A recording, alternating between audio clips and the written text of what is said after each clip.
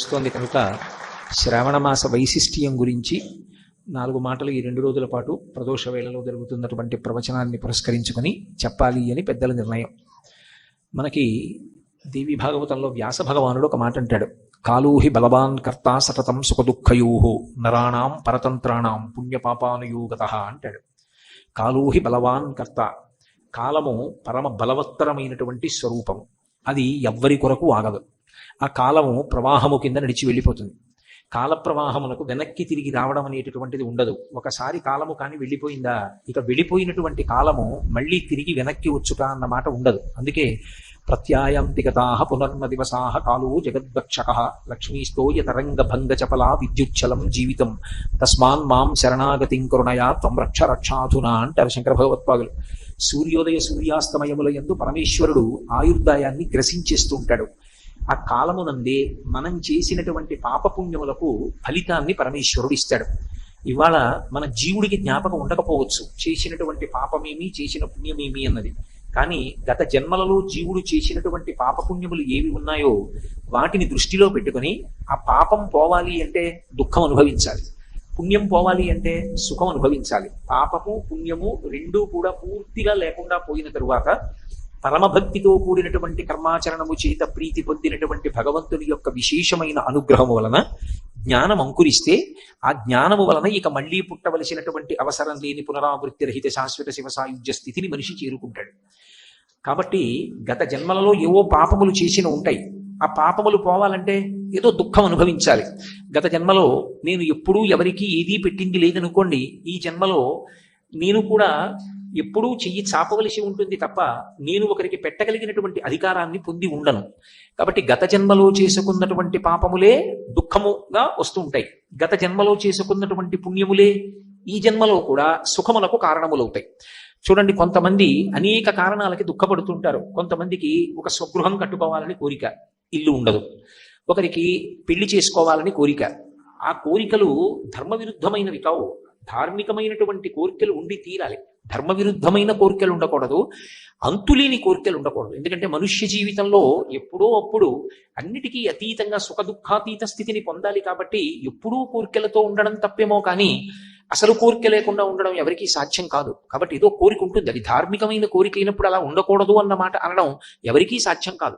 ఒక వ్యక్తి వివాహం చేసుకోవాలి అనుకున్నాడు అనుకోండి, అదేమిటండి మీకు అలాంటి కోరిక అనకూడదు. గృహస్థాశ్రమ స్వీకారం చేయకపోతే అతను దేవరుణం, పితృరుణం, ఋషి రుణం ఎలా తీర్చుకుంటాడు? కాబట్టి పెళ్ళవ్వాలని కోరిక ఉంది, అది ధార్మికమైన కోరిక. సంతానాన్ని పొందాలి అని కోరికుంది, ధార్మికమైన కోరిక. నేను యజ్ఞయాగాది క్రతువులు చెయ్యాలి అని కోరికుంది, ధార్మికమైన కోరిక. కొంతకాలం అయిపోయిన తర్వాత ఎన్నాళ్ళీ వెంపర్లాట, ఇక నాకు దీనితో సంగము లేకుండా సుఖదుఖములకు సాక్షిగా నేను నిలబడగలిగినటువంటి వైరాగ్య సుఖమును పొందాలి. కాబట్టి ధార్మికమైన కోరికలు ఉంటాయి. ఆ కోరిక తీరకపోవడం చేత కలిగినటువంటి బాధ ఏది ఉంటుందో ఆ బాధ మనసు చేత అనుభవింపబడుతుంది. అన్ని బాధలు శరీరము చేత మాత్రమే పొందబడవు. ఏదో ఒక ధార్మికమైన కోరిక తీరలేదనుకోండి, నాకు సంతానం కలగాలి అని ఒక వ్యక్తి కోరుకున్నాడు, ఆయనకి సంతానం కలగలేదు. ఇప్పుడు ఆయనకి బయట దెబ్బలే ఉండవు, ఏదో రక్తం కారుతోందని చెప్పడానికి ఏమి ఉండదు, కానీ ఎప్పుడూ దిగులుగా ఉంటాడు. మనసు బాధపడుతూ ఉంటుంది, అయ్యో నాకు ఒక ధార్మికమైన కోరిక తీరలేదు, నేను సంతానాన్ని పొందలేకపోయాను. ఇప్పుడు కొన్ని కోరికలు మనసు మీద ప్రభావం చూపించి మనసులో దుఃఖం పొందేటట్టుగా చేస్తాయి. కొన్ని ఉన్నవి జారిపోయి దుఃఖాన్ని ఇస్తాయి. ఏదో ఒకడికి చాలా ఐశ్వర్యం ఉంది, అనేక నగలు పెట్టుకుంటూ ఉండేవాడు. కానీ ఒకరోజు రాత్రి దొంగలు పడి నగలన్నీ ఎత్తుకుపోయారు. ఇప్పుడు ఉన్నది జారిపోయింది, బాధేనా కాదా? కోరుకున్నది రాలేదు, బాధే. ఒక్కొక్కసారి శరీరానికి అనారోగ్యం వస్తుంది. పూర్వం ఎంత ఆరోగ్యంతో ఎంత సుఖంగా తిరిగేవాడో ఇప్పుడు అంత బాధ పొందుతుంటాడు. అనారోగ్యం అంటే పెద్ద ఏదో విశేషంగానే ఉండాలని భావించక్కర్లేదు. తినాలని ఆకలి వెయ్యకపోవడం, తింటే జీర్ణం అవ్వకపోవడం, పడుకుంటే నిద్ర పట్టకపోవడం, ఇవి చాలు శరీరం బాధపడిపోవడానికి. ఈ మూడిటి చేత శరీరం విశేషమైనటువంటి ఖేదాన్ని పొందుతుంది. ఇవన్నీ బాధలే. ఈ బాధలన్నీ ఎందుకు వస్తాయి అని అడిగారు. ఇవన్నీ రావడానికి కారణం మనం మనుష్యులం కనుక. మిగిలినటువంటి ప్రాణులకు ఈ ఇబ్బంది ఉండదు. దేవతలు ఉన్నారనుకోండి, వాళ్ళు కేవలం పుణ్యము యొక్క ఫలితాన్ని అనుభవిస్తారు. మనుష్యుడు కేవలము పుణ్యము యొక్క ఫలితాన్ని అనుభవించడం కాదు, పాపపుణ్యములు రెండిటి యొక్క ఫలితాన్ని అనుభవిస్తాడు. అందుకే కొన్ని సుఖాలు ఉంటాయి, కొన్ని దుఃఖాలు ఉంటాయి. సుఖాలు అనుభవించాలి, దుఃఖాలు అనుభవించాలి. కేవలం సుఖములు అనుభవించడము ఉండదు, కేవలం దుఃఖం అనుభవించడము ఉండదు. ఏదో ఒక సుఖం ఉంటుంది, ఒక దుఃఖం ఉంటుంది, రెండింటినీ కలిపి అనుభవిస్తూ ఉంటాడు. ఇందులో వచ్చేటటువంటి సమస్య ఏమిటంటే ఎవరూ కూడా దుఃఖం ఉండాలని కోరుకోరు. నేను దుఃఖంగా ఉందాం అని ఎవరైనా అడుగుతారా? ఎవరు అడగరు. కానీ దుఃఖం లేకుండా ఉండగలడా? ఉండలేడు. మరి ఆ దుఃఖాన్ని పోగొట్టుకోవడానికి మార్గం ఏమైనా ఉంటుందా? ఒకటే ఒకటి ఉంటుంది. ఏమిటది అంటే, ఎవడు జ్ఞాపకం పెట్టుకుని దీనికి ఫలితాన్ని ఇస్తున్నాడో వాడే చేసిన తప్పుని కూడా క్షమించాలి. నేను ఇప్పుడో గత జన్మలలో చేసినటువంటి పాపాన్ని జ్ఞాపకం పెట్టుకుని ఇప్పుడు నాకు దుఃఖాన్ని ఇస్తున్నవాడెవరు? పరమేశ్వరుడు. ఆ పరమేశ్వరుడు నేను చేసినటువంటి తప్పుని క్షమించాడు అనుకోండి, క్షమిస్తే ఇక నాకు దుఃఖం ఉండదు. కాబట్టి లేనిది పొందాలన్నా, ఉన్నది నిలబడాలన్నా, దుఃఖమునకు కారణమైనది పోవాలన్నా, అథవా దుఃఖాన్ని తట్టుకోగలిగినటువంటి శక్తి కావాలన్నా ఇవ్వగలిగినటువంటి వాడు ఒక్కడే, వాడే పరమేశ్వరుడు. అందుకే భయకృత్ భయనాశన అంటుంది విష్ణు సహస్రనామ స్తోత్రంలో. భగవంతుడి గురించి మాట్లాడుతూ భయాన్ని కల్పించేవాడెవరు అంటే పరమేశ్వరుడే, భయాన్ని పోగొట్టేవాడెవరు అంటే పరమేశ్వరుడే. పరమేశ్వరుడే మనకి దుఃఖం కలిగేటట్టు చేస్తాడు గత జన్మలలో చేసినటువంటి పాపమునకు ఫలితం ఇచ్చినప్పుడు.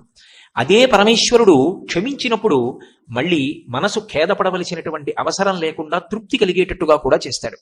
రెండు చెయ్యగలిగిన వాడు ఒక్కడే. దుఃఖం ఇవ్వడానికి ఒకడు, సుఖం ఇవ్వడానికి ఒకడు ఉండరు. దుఃఖమిచ్చినా పరమేశ్వరుడే, సుఖమిచ్చినా పరమేశ్వరుడే. ఇది బాగా జ్ఞాపకం పెట్టుకోవాలి. అయినప్పుడు మనకి ఋషులు, దార్శనికులు వాళ్ళు ఏం చేశారంటే కాలమును విభాగం చేశారు. ఇలా కాలాన్ని విభాగం చెయ్యడం అనేటటువంటిది మీకు ఎక్కడా కనపడదు. ఒక అద్భుతమైన రీతిలో విభాగం చేశారు. ఒక సంవత్సరాన్ని ప్రమాణంగా తీసుకున్నారు. తీసుకుని ఉత్తరాయణము, దక్షిణాయనము అని 2 6 నెలలుగా విభాగం చేశారు. ఇందులో దక్షిణాయనం అంతా ఉపాసన కాలం. అంటే ఇప్పుడు ప్రారంభమైందే ఇదంతా ఉపాసన. ఉపాసన అంటే ఆసన అంటే కూర్చుంటారు, ఉప అంటే దగ్గరగా, భగవంతుడి గురించి ఎక్కువగా ఆలోచించి పుణ్యకర్మలు చెయ్యడానికి యోగ్యమైనటువంటి కాలమేదో దానికి దక్షిణాయనం అని పిలుస్తారు. దక్షిణాయనము, ఉత్తరాయణము. దక్షిణాయనం అంతా దేవతలకి రాత్రి, ఉత్తరాయణం అంతా దేవతలకి పగలు. దేవతల దృష్టిలో మనకొక సంవత్సరం అయితే వాళ్ళకు ఒక రోజు అవుతుంది. అందుకని ముందు ఒక సంవత్సరాన్ని ప్రమాణంగా తీసుకుంటారు. సంవత్సరం ఉత్తరాయణం దక్షిణాయనంగా విడిపోతుంది. మళ్ళీ ఈ దక్షిణాయనం ఉత్తరాయణం 12 నెలలుగా విడుతుంది. మళ్ళీ నెల ఒక ప్రమాణం. మళ్ళీ ఆ నెల శుక్లపక్షం కృష్ణపక్షంగా విడిపోతుంది. మళ్ళీ శుక్లపక్ష కృష్ణపక్షాల్లో ఒక రోజు ఒక తిథితో ఉంటుంది. మళ్ళీ ఆ రోజు రాత్రి పగలు అని 2గా విభాగం చెందుతుంది. మళ్ళీ ఈ రాత్రి పగలులో పగటిపూట, రాత్రిపూట నిద్రైపోతాం కాబట్టి పగటిపూట చేసేటటువంటి ఉపాసన తెల్లవారుజాము, మధ్యాహ్న కాలము, సాయంకాలము, ప్రదోష వేళ వరకు. ఇక చీకటి పడిపోయిన తర్వాత భోగకాలం. కాబట్టి చీకటి పడిపోయిన తర్వాత ఉపాసన ఉండదు. ఎక్కడో విశేషమైనటువంటి ఉపాసనలు ఉంటాయి. శివోపాసన యందు అర్ధరాత్రి కూడా అభిషేకం ఉంది. అలాగే నరసింహస్వామి వారి యొక్క ఉపాసన యందు అర్ధరాత్రి కూడా ఆయన్ని పూజ చేసేటటువంటి విశేషం ఉంది. తప్ప సామాన్యంగా ఇక చీకటి పడిపోయిన తర్వాత ఉపాసన ఉండదు. కాబట్టి మళ్ళీ రోజుని దృష్టిలో పెట్టుకున్నప్పుడు ప్రాతకాలము, మధ్యాహ్నము, సాయంకాలము అని ఉపాసన విడిపోతుంది. ఇందులో దక్షిణాయనం అంతా కూడా ఉపాసనా కాలం. ఇది భగవంతుడు మనసుని చూస్తూ ఉండేటటువంటి కాలం. అందుకే దక్షిణాయనం ప్రారంభమైంది అంటే శ్రీ మహావిష్ణువు నిద్రపోతారు. శ్రీ మహావిష్ణువు స్థితికారుడు. ఆయన స్థితికారుడు అన్న మాటకు అర్థం ఏమిటంటే ఎవరు ఏం చేస్తున్నారు అన్నదాన్ని ఆయన గమనిస్తూ ఉంటాడు. ఆయన గమనించడం అంటే మీరు ఒకటి గుర్తుపెట్టుకోవాలి, బయట చూపు చూడడం. వీడు ఎన్ని పువ్వులు తెచ్చాడు, వీడు ఎన్ని తులసి దళాలు తెచ్చాడు, వీడు ఎన్ని కొబ్బరికాయలు కొడుతున్నాడు, వాటితో ఆయనకి సంబంధం ఉండదు. వీడి మనసు ఎలా ఉన్నది అన్నది ఆయన చూస్తూ ఉంటాడు. మనసు భక్తితో ఉన్నదా, లోపల ఉన్న మనసుని చూడడానికి లోపలి నేత్రాన్ని తెరుస్తాడు. అందుకే బయట నేత్రాలు మూసుకుంటాడు. అందుకే ఆ నిద్ర తామసిక నిద్ర కాదు. మనందరం నిద్రపోయినట్టుగా అలిసిపోయి నిద్రపోడు. ఆయన అలసట ఉండదు. నిద్రాముద్రాం నిఖిల జగతి రక్షణీ జాగరూకం అంటారు. దక్షిణాయనం ప్రారంభమైంది అంటే తొలి ఏకాదశి అంటారు. ఇవాళ విశేషం ఏమిటి అంటే శ్రావణ మాస శుక్లపక్ష ఏకాదశి నాడు మనం ప్రదోష వేళలో మాట్లాడుకుంటున్నాం. తొలి ఏకాదశి. తొలి ఏకాదశి నాడు విష్ణువు శయనంలోకి పెడతారు, నిద్రలోకి. అంటే ఆయన తామసికంగా నిద్రపోతారని కాదు దాని అర్థం. ఈ పైకన్నులు మూసుకుని మనోనేత్రం తెరుస్తారు. తెరిచి ఎవడి మనసు ఎంత భక్తితో ఉంది అన్నదాన్ని చూస్తూ ఉంటారు. అందుకే దక్షిణాయనంలో మనసు ఎంత భక్తితో ఉందో, మనం ఎన్ని పుణ్యకర్మలు చేశామో అవన్నీ కూడా విశేషమైనటువంటి ఫలితాన్ని ఇస్తాయి. మీరు ఒకటి గుర్తుపెట్టుకోండి, దక్షిణాయనం చాలా చాలా గొప్ప కాలం. చాలా మంది తెలియక ఒక మాట చటుక్కుని అంటూ ఉంటారు, దక్షిణాయనం అంత ఉత్తమమైన కాలం కాదు అంటూ ఉంటారు. కానీ అది పొరపాటు మాట. దక్షిణాయనం పరమయోగ్యమైన కాలం. ఎందుచేతనో తెలుసా? అసలు ఉపాసనకి సంబంధించి మనం భగవంతుడికి సంబంధించి చేసేటటువంటి పూజలన్నీ కూడా, అటువంటి నైమిత్తిక తిథులన్నీ కూడా ఈ దక్షిణాయనంలోనే వస్తాయి. వినాయక చవితి, శ్రావణ మాసంలో వచ్చేటటువంటి మంగళగౌరీ వ్రతం, వరలక్ష్మీ వ్రతం, ఆషాదశమి, కృష్ణ భగవానుడి యొక్క జన్మదినం కృష్ణాష్టమి. అలాగే భాద్రపదం దాటితే ఆశ్వీజ మాసం వస్తే దేవీ నవరాత్రులు, కార్తీక మాసం వస్తే సరి చెప్పనక్కర్లేదు మార్గశీర్షము, పుష్యమాసం దగ్గరికి వచ్చేటప్పటికి మళ్ళీ ఉత్తరాయణ పుణ్యకాలం ప్రవేశిస్తూ ఉంటుంది సాధారణంగా. కాబట్టి దక్షిణాయన పుణ్యకాలం అంతా విశేషమైనటువంటి తిథులు వస్తాయి. అవి ఈశ్వరారాధనకి సంబంధించినటువంటి కాలం. ఆ కాలమునందు చేసినటువంటి ఉపాసన వలన భగవంతుని యొక్క అనుగ్రహము పరిపుష్టమయ్యేటటువంటి కాలం. మీకు నేను ఒక ఉదాహరణ చెప్పాలి అంటే, భోజనం చేయడానికి ఒక కాలం ఉంటుంది, అపరాన్నము అని మధ్యాహ్న కాలంలో భోజనం చేస్తాం. మధ్యాహ్నం చేసినటువంటి భోజనం మరునాటి వరకు శక్తినిస్తుంది. అలాగే దక్షిణాయనంలో చేసినటువంటి ఉపాసన కొన్ని కోట్ల జన్మలుగా జీవుడు తెచ్చుకున్నటువంటి అనేకమైన క్లేశములను తొలగించి అతనికి భద్రతని చేకూరుస్తుంది, మంచి పుణ్యాన్ని కట్టబెడుతుంది, భగవన్ మార్గంలో నడిపిస్తుంది. అందుకే దక్షిణాయనం అత్యంత ప్రధానమైన కాలం. మీకు బాగా అర్థమయ్యేలా చెప్పాలి అంటే నేను ఒక ఉదాహరణ చెప్తాను, మీరు పట్టుకుంటారు. ఒక పిల్లవాడు ఒక పరీక్షకి వెళ్ళి ఎలా అయినా అందులో ఉత్తీర్ణుడు కావాలి అని సంకల్పం పెట్టుకున్నాడు. 60 నిమిషాల్లో 200 ప్రశ్నలకు అతను జవాబులు రాయాలి. అతను రోజు ఏం చేస్తాడంటే గడియారం పెట్టుకుని 60 నిమిషాలలో నేను 200 ప్రశ్నలకి జవాబులు రాయడం అలవాటు కావాలి, మాదిరి ప్రశ్నాపత్రాలు తీసుకుని జవాబులు రాయడం మొదలు పెడతాడు. మొట్టమొదటి 60 నిమిషాల్లో 50 ప్రశ్నలే రాస్తాడు. కానీ రోజు సాధన చెయ్యగా ఇక వారం రోజుల్లో పరీక్ష ఉంది అనేటప్పటికీ 50 నిమిషాల్లో 200 ప్రశ్నలు పూర్తయిపోతాయి. ఆ స్థాయికి వచ్చేసాడు. ఇప్పుడు అతను ఎంత గొప్ప ప్రశ్నపత్రం తెచ్చి అక్కడ పెట్టండి, గంట తనకు అక్కర్లేదు, 50 నిమిషాల్లో 200 ప్రశ్నలు పూర్తి చేస్తాడు. అతను ఇంట్లో 50 నిమిషాల్లో 200 ప్రశ్నలు పూర్తి చేయడం చేత అతనికి ఒక గొప్ప కళాశాలలో చదువుకోవడానికి అవకాశం ఇస్తారా? అతను పరీక్షకి వెళ్ళినప్పుడు 50 నిమిషాల్లో 200 ప్రశ్నలకి సక్రమమైన జవాబులు వ్రాస్తే మంచి కళాశాలలో చదువుకోవడానికి అవకాశం ఇస్తారా? పరీక్షలో వ్రాస్తేనే. తీరా పరీక్ష దగ్గరికి వెళ్ళి అతను పరీక్ష వ్రాయడం మొదలుపెట్టారు. అతనికి ప్రశ్నపత్రం ఇచ్చారు. ప్రశ్నాపత్రం విప్పి వ్రాయడం మొదలుపెట్టాడు. అతనికి చాలా ఇష్టమైన పాటలు ఎక్కడో దూరం నుంచి వినపడుతున్నాయి. అతని దృష్టి అటువైపుకి వెళ్ళిపోయింది. ఆ వినపడుతున్నటువంటి పాటల మీద దృష్టి పెట్టాడు. ఆ వేగం తగ్గిపోయింది. 60 నిమిషాలు అయిపోయింది. 60 నిమిషాల్లో 200 ప్రశ్నలు 50 నిమిషాల్లోనే చేయడం అలవాటు పడ్డవాడు 100 ప్రశ్నలు కూడా వ్రాయలేకపోయాడు. అయ్యా నేను ప్రతిరోజు ఇంటి దగ్గర చేస్తానండి, 200 ప్రశ్నలు 50 నిమిషాల్లో పూర్తి చేస్తాను అన్నా కూడా అతనికి ఏదైనా విశ్వవిద్యాలయంలో స్థానం ఇస్తారా చదువుకోవడానికి? ఇవ్వరు.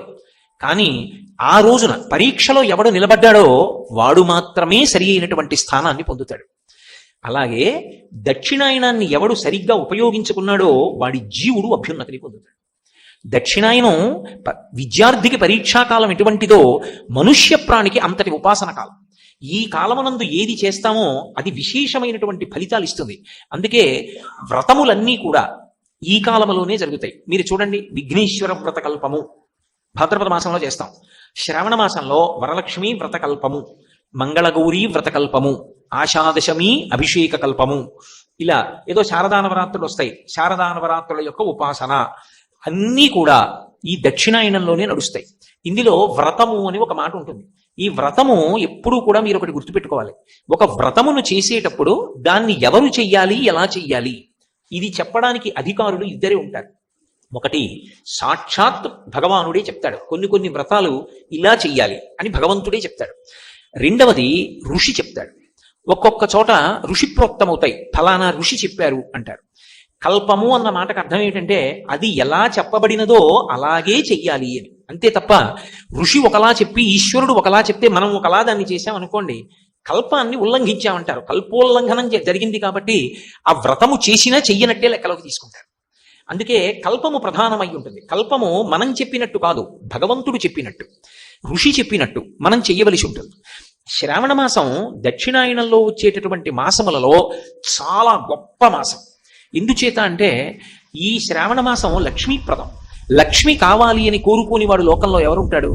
లక్ష్మి అన్న మాటకే అర్థం ఏమిటంటే అందరూ ఆమె యొక్క అనుగ్రహము కొరకు ఎదురు చూస్తారు. ఏ తల్లి అనుగ్రహము కొరకు లోకములో ఉన్న సమస్త ప్రాణులు ఎదురు చూస్తాయో, ఏ తల్లి యొక్క అపాంగ వీక్షణము అంటే ఇలా తిన్నగా కూడా ఆవిడ చూడక్కర్లేదు, ఇలా కడగంటి చూపు చూస్తే చాలు. యద్భ్రూభంగాః ప్రమాణం స్థిరచరరచనా తారతమ్యే మురారే వేదాంతాః తత్వచింతాం మురభిదురసి యత్పాదచిహ్నైత్తరంతి భోగోపోద్ఘాతకైలీచులికిత భగవద్వైశ్వరూప్యానుభావ సానశ్రీః అస్మృణీతాం అమృతలహరిధీలంఘనీయైః అపాంగైః అంటారు పరాచర భట్టర్లు. అపాంగైః అమ్మవారు ఇలా చూస్తుంది, కడగంటి చూపు అంతే. ఆ ఒక్క చూపు చేత ఒకడు మహదైశ్వర్యవంతుడవుతాడు. అమ్మవారికి యశస్విని అని ఒక పేరు లక్ష్మీదేవికి. యశస్విని లలిత కవనివ్వండి, పార్వతి కవనివ్వండి, లక్ష్మి కవనివ్వండి, సరస్వతి కవనివ్వండి, ఆ పేరు ఉంటుంది తప్పకుండా. యశస్విని అంటే కీర్తినిచ్చున్నది అని. కీర్తి మనిషి జీవితంలో సంపాదించి తీరవలసినటువంటి విషయం. అందుకే భూపసభాంతరాళవన పుష్కళవాక్యతురత్వ మాజి బాహాపటు శక్తియున్ యశమునందనురక్తియు ప్రకృతి సిద్ధ గుణంబులు సజ్జనాళికిన్ అంటాడు భర్తృహరి. మంచి కీర్తితో నేను ఉండాలి అన్నది సద్బుద్ధి కలిగినటువంటి ఎవరికైనా ఆశయంగా ఉంటుంది. అటువంటి కీర్తిని ఇవ్వగలిగినది ఎవరు అంటే అమ్మవారు. అటువంటి లక్ష్మీదేవి యొక్క కటాక్షాన్ని పొందడానికి అన్ని విధములా యోగ్యమైనటువంటి కాలం ఏది అంటే శ్రావణ మాసమే. అందుకే శ్రావణ మాసంలో వచ్చేటటువంటి పౌర్ణమి యొక్క పేరు కూడా శ్రావణి. శ్రవణం నక్షత్రంతో పౌర్ణమి నాటి చంద్రుడు ప్రకాశిస్తే దానికి శ్రావణ మాసము అని పేరు. శ్రావణ మాసానికి ఒక విశేషమైనటువంటి లక్షణం. ఈ శ్రావణ మాసంలోనే పౌర్ణమి తిథి నాడు యజ్ఞోపవీతం వేసుకుని ఈ విద్యార్థులందరూ కూడా వేదం చదువుకోవడం మొదలు పెడతారు. ఉపాకర్మ అని వేదాధ్యయనం ప్రారంభం చేస్తారు. ఈ కాలమే అన్ని విధములైనటువంటి ఐశ్వర్యములు ఇవ్వడానికి కారణమవుతుంది. చాలా తేలికైనటువంటి విధానంతో విశేషమైనటువంటి ఫలితాల్ని కురిపించేస్తుంది. ఈ కాలమే ప్రధానముగా సౌభాగ్యాన్ని, సంతానాన్ని కాపాడుకోవడానికి యోగ్యమైనటువంటి కాలమై ఉంటుంది. అందుకే మీరు చూడండి, శ్రావణ మాసంలో వచ్చేటటువంటి నక్షత్రం శ్రవణం నక్షత్రంతో చంద్రుడు కలిస్తే ఆ శ్రవణం నక్షత్రం విష్ణు తారకం. శ్రవణం నక్షత్రం శ్రీ వెంకటేశ్వర స్వామి వారిది. శ్రవణం నక్షత్రం విష్ణు తారకమైనది కాబట్టి అది స్థితికారకత్వంతో ఉంటుంది. అంటే రక్షణ శక్తిని ప్రసరణం చేస్తుంటుంది. ఇప్పుడు అంత విశేషమైన కాలం. ఈ కాలంలో శుక్లపక్షంలో వచ్చేటటువంటి పంచమి గరుడ పంచమి, నాగపంచమి అని రెండు పేర్లతో పిలువబడుతుంది. అవి రెండు విరుద్ధ ప్రాణులు. గరుడు ఎక్కడుంటాడో అక్కడ పాము ఉండదు. పాము ఎక్కడుంటుందో అక్కడ గరుడు వస్తే దాన్ని చీల్చేస్తాడు. అవి రెండు పరస్పర శత్రుత్వం కలిగినటువంటి ప్రాణులు. అటువంటి రెండు ప్రాణుల యొక్క ఉపాసనకి సంబంధించినటువంటి తిథి నాగపంచమి లేదా గరుడ పంచమి. అదేమిటి అలా ఎందుకు వస్తుంది శ్రావణ మాసంలో? అసలు చాలా జాగ్రత్తగా మీరు ఆలోచన చేస్తే పామును పూజించుట అన్న మాటని జాగ్రత్తగా అర్థం చేసుకోవాలి. పాముని పూజించుట అంటే కేవలం లౌకికంగా పాముని పూజించుట అన్న వరకు మాత్రమే పరిమితమైపోదు. పాము నాగదేవతగా అధిష్టానమైనటువంటి దేవతకి కొన్ని విశేషమైనటువంటి శక్తులు ఉంటాయి. అవి సంతానకారకములవుతాయి. అందుకే సాధారణంగా సంతానం కలగకపోతే దోషం ఎక్కడుంది అంటే ఏదో నాగదోషం ఉంది అని నిర్ధారణ చేస్తూ ఉంటారు. అథవా అలా కాకపోతే సుబ్రహ్మణ్యేశ్వర స్వామి వారి యొక్క అనుగ్రహం చేత సంతానం కలుగుతుంది అని. సుబ్రహ్మణ్యుడు జంటనాగులుగా ఎక్కువగా దర్శనమిస్తూ ఉంటాడు. దేవాలయాల్లో కూడా ఊర్ధముఖంగా ఉన్నటువంటి పెనవేసుకున్న జంటనాగులుగా పూజింపబడుతూ ఉంటాడు. ఈ నాగస్వరూపం అనేక కారణాల చేత పూజింపబడుతుంది. పాము దానిలో ఉన్నటువంటి విషము వలన భయకారకము. అలాగే పాము ఎప్పుడూ కూడా కిందకి వెళ్ళిపోతుంది. మీరు చూడండి, భూమికి అడ్డంగా పాకుతుంది, కలుగులోకి వెళ్ళిపోతుంది, కిందకి వెళ్ళిపోతుంది తప్ప పాము పైకి లేచి నిలబడదు. కానీ పాముల యందు కొన్ని ఉత్తమమైనటువంటి నాగులు ఉంటాయి, చాలా విశేషమైన శక్తి కలిగినటువంటి నాగులు. అవి ఒక కర్ర ఎలా నిలబడుతుందో అలా నిలబడుతుంది. ఒకానొకప్పుడు అకస్మాత్తుగా అనుకోకుండా అలా జరుగుతుంది అని నేను సిద్ధంగా లేనటువంటి సమయంలో నేను ఒక కారులో వెళ్ళిపోతుండగా ఒకానొక కారణం చేత ముందు వెళ్ళినటువంటి కారు దాని తోకకి తగిలిన కారణం చేత కోపం వచ్చి వెనక్కి తిరిగి అలా కర్ర పుల్లలా నించున్నటువంటి పావును ఒకసారి నేను చూశాను. అది కర్ర ఎలా నించుంటుందో అలా నిలబడుతుంది ఒక్క క్షణం. పావుకి అలా నిలబడే శక్తి ఉంటుంది. మనిషి తనలో ఉన్నటువంటి తేజస్సు క్షయమైపోకుండా చూసుకోవాలి. ఇంత పవిత్రమైన సభలో బాగా అర్థమయ్యేటట్టుగా చెప్పాలి అంటే నేను ఒక్క ఉపమానం చెప్తే మీకు అర్థమైపోతుంది. ఒకడు ఒక పెద్ద పూలతోట పెంచాడు. ఒక పెద్ద పూలతోట పెంచి ఆ పువ్వులలో ఉండేటటువంటి సువాసనంతటినీ కూడా జాగ్రత్తగా ఆ పరిమళాన్నంతటినీ కూడా సేకరించాడు. ఇప్పుడు అది ఇంత పెద్ద పూలతోటలోంచి ఇంత చిన్న సీసాలోకి ఆ పరిమళ ద్రవ్యం వచ్చింది. ఇప్పుడు ఇంత కష్టపడి సేకరించిన పరిమళ ద్రవ్యాన్ని తీసుకెళ్లి ఒక మురుగుడు గుంటలో పోసేశాడు. ఏమైనా ఉపయోగం ఉందా? ఉపయోగం ఉండదు. మనిషి యందు వీర్యము అని ఒక మాట, వీర్యము తేజస్సు, అది అని అస్తమానం లౌకికమైనటువంటి కోరికలు కలిగి విశేషమైనటువంటి కామంతో అధోముఖంగా ఎవరు తన తేజస్సుని కోల్పోతూ ఉంటాడో వాడు ఊర్ధముఖ చలనం చెయ్యలేడు. పరమేశ్వర పథంలో యోగమునందు కూర్చోవడం సాధ్యం కాదు. మీరు చాలా జాగ్రత్తగా గమనించండి. పీఠాధిపత్యంలో ఉండేటటువంటి మహాపురుషులు ఎంత వయసు ఉండనివ్వండి, శరీరం ఎంత లావుగా ఉన్నట్లు కనపడనివ్వండి, వారు ఒకసారి ఆసనం వేసి కూర్చుంటే కొన్ని రోజులు కూడా కూర్చోగలరు. నేను అర్థం అవడానికి చెప్తున్నాను తప్ప అంతటి మహనీయమూర్తి గురించి తక్కువ చేయడం నా ఉద్దేశ్యం కాదు అని మీరు గమనించాలి. శృంగగిరికి పీఠాధిపత్యం వహిస్తున్నారు భారతీ తీర్థ మహాస్వామి. భారతీయ తీర్థ మహాస్వామి వారి యొక్క శరీరాన్ని మీరు పైకి చూస్తే లావుగా పొట్టిగా ఉన్నట్టు ఉంటారు. కానీ వారు నృసింహ జయంతి లాంటి తిథులు వస్తే వారు ఒక పీట మీద కూర్చుని ఆసనం వేసుకొని పొద్దున్న కూర్చుంటే, తెల్లవారుజామున ఆసనంలో కూర్చుంటే ప్రదోష వేళలో నృసింహావిర్భావ సమయంలో పూజ చేసి రాత్రి 8 గంటలకి కాలిలా తీస్తారు తప్ప, తెల్లవారుజామున కూర్చుంటే ఇక రాత్రి 8 గంటల వరకు ఆసనంలో కూర్చుంటే ఇక కాలు తీరు. అంతలా కూర్చోగలిగినటువంటి దృఢత్వం, ఆ శక్తి, ఆ జ్ఞాపక శక్తి, ఆ తేజస్సు ఒక రోజు మొత్తం మీద ఏదో కొద్దిపాటి ఆహారం అంత నియమంతో తీసుకున్నా కూడా అంతటి ధారణాశక్తి, అంత తపశ్శక్తి దేని చేత నిలబడతాయంటే వారు అస్ఖలిత బ్రహ్మచారులై ఉంటారు. అందుకే అసలు వారి జీవితంలో వివాహం ఉండదు. శంకర భగవత్పాదులు కొంతమందికి కొన్ని నియమాలు విధించడానికి కారణం అదే. వీర్యశక్తి తేజశక్తిగా, తేజశక్తి ఓజోశక్తిగా మారితే ఆ ఓజోశక్తి చేత మనిషి యోగమునందు నిలబడి పరమాత్మ వైపు ఊర్ధ్వముఖ చలనం చెయ్యగలుగుతాడు. ఆ ఊర్ధ్వముఖ చలనం చెయ్యగలిగినటువంటి శక్తిని శంకరాచార్యుల వారి సౌందర్యలహరిలో పైకి లేచిన పాముగా అభివర్ణిస్తాడు. అలా ఆ స్థితి నాకు కలుగుగాక, అటువంటి ఓజోశక్తిని నేను పొందెదనుగాక, ఈశ్వరుడి యొక్క పథంలో ప్రయాణించేటటువంటి శక్తి నాకు కలుగుగాక. యోగమునందు నిలబడుట అంటే, యోగము అంటే అనేన యుజ్యతే ఇది యోగ, అనేకముగా కనపడుతున్నవి చిట్ట చివరికి ఒకటిగా మారిపోవడం, బ్రహ్మము తప్ప వేరొకటి కనపడకుండా అంతటా బ్రహ్మమే నిండి ఉన్నదనేటటువంటి భావమునందు రమించి అనుభవమునందు రూఢము కాగలిగిన శక్తిని పొందాలి అంటే అదిగో ఒక పాము ఎలా నిలబడుతుందో అలా ఊర్ధ్వముఖ చలనం చెయ్యగలగాలి. ఆ వీర్యము తేజస్సుగా, తేజస్సు ఓజస్సుగా మారాలి. అలా మార్చుకోగలిగినటువంటి కామజయాన్ని పొందగలిగినటువంటి శక్తి ఈశ్వరానుగ్రహము చేత పొందుతాడు. అందుకే నేను ఒక శ్లోకం చెప్తే మీకు అర్థమైపోతుంది. రఘువంశ కావ్యంలో రఘుమహారాజు గారి గొప్పతనం ఏమిటి అన్నారు. త్యాగాయ సమృతార్థానాం సత్యాయ మితభాషిణాం యశసే విజిగీషూణాం ప్రజాయై గృహమీథినాం. అది రఘుమహారాజు గారి గొప్పతనం అన్నారు. త్యాగాయ సమృతార్థానాం. రఘుమహారాజు గారు విశేషమైన ధనాన్ని సంపాదించాడు. దీని కొరకు త్యాగం, దానం చేశాడు. త్యాగైనైకే అమృతత్వమానసు. మన దగ్గర అట్టి పెట్టుకున్నది మనది ఎప్పటికీ కాదు. మనం దానం చేసింది పుణ్యంగా మారి మనతో వస్తుంది. ఇక్కడ ఉంచిన ద్రవ్యం ఇక్కడే ఉండిపోతుంది. మనతో వచ్చేది ఏది ఉంటుంది చివరికి? కింవానేన ధనేన వాదికరి విప్రాప్తేన రాజ్యేన కిం కింవా పుత్ర కళత్ర మిత్ర పశుభిర్దేహేన గేహేన కిం జ్ఞాతైతక్షణ భంగురం సపతిరోత్యాద్యం మనో దూరత స్వాత్మార్థం గురువాక్యతో భజ భజ శ్రీ పార్వతీ వల్లభం అంటారు శంకర భగవత్పాదులు. సంపాదించినటువంటి ఐశ్వర్యం బ్యాంకు వాళ్ళు ఇచ్చినటువంటి పుస్తకంలో అంకెల రూపంలో ఉండిపోతుంది. కారు ఆఖరికి తనని తీసుకెళ్లిపోవడానికి కొని తేవలసినటువంటి కర్రలు తీసుకురావడానికి కూడా అంతే వేగంగా, అంతే సంతోషంగా వెళ్తుంది. కడుపున పుట్టిన కొడుకు తల పగిలిపోయే వరకు ఉంటాడు. భార్య గుమ్మం వరకు ఉంటుంది. తనతో వచ్చేది చేసుకున్న పాపపుణ్యాలేవో ఒక్కటే వస్తాయి. అందుకే కాయము వీడి జీవుడతి కంపిత చిత్తత నీగుచుండ ఓ నాయనయంచు ఎచ్చు నిజ నందన నందినులైన కాని కందోయిని భష్పములు తొలుత దుఃఖమహాంబుది సొచ్చు పత్నియున్ కాయము వీడి రారు కదా. చేసిన కర్మము పుణ్యము తప్ప శంకర ఏమొస్తుంది? చేసిన కర్మము పుణ్యము ఇవే వస్తాయి వెంట. అందుకే మనిషిని ఊర్ధ్వముఖ చలనం వైపుకి ప్రయాణం చెయ్యి. అన్ని ప్రాణులు భూమికి అడ్డంగా పుట్టాయి, అడ్డంగానే పెరుగుతున్నాయి. ఓ కుక్క పిల్ల భూమికి అడ్డంగా పుడుతుంది, అడ్డంగానే పెరుగుతుంది వెన్నుపం. మనం అడ్డంగా పుట్టి నిలువుగా పెరుగుతాం.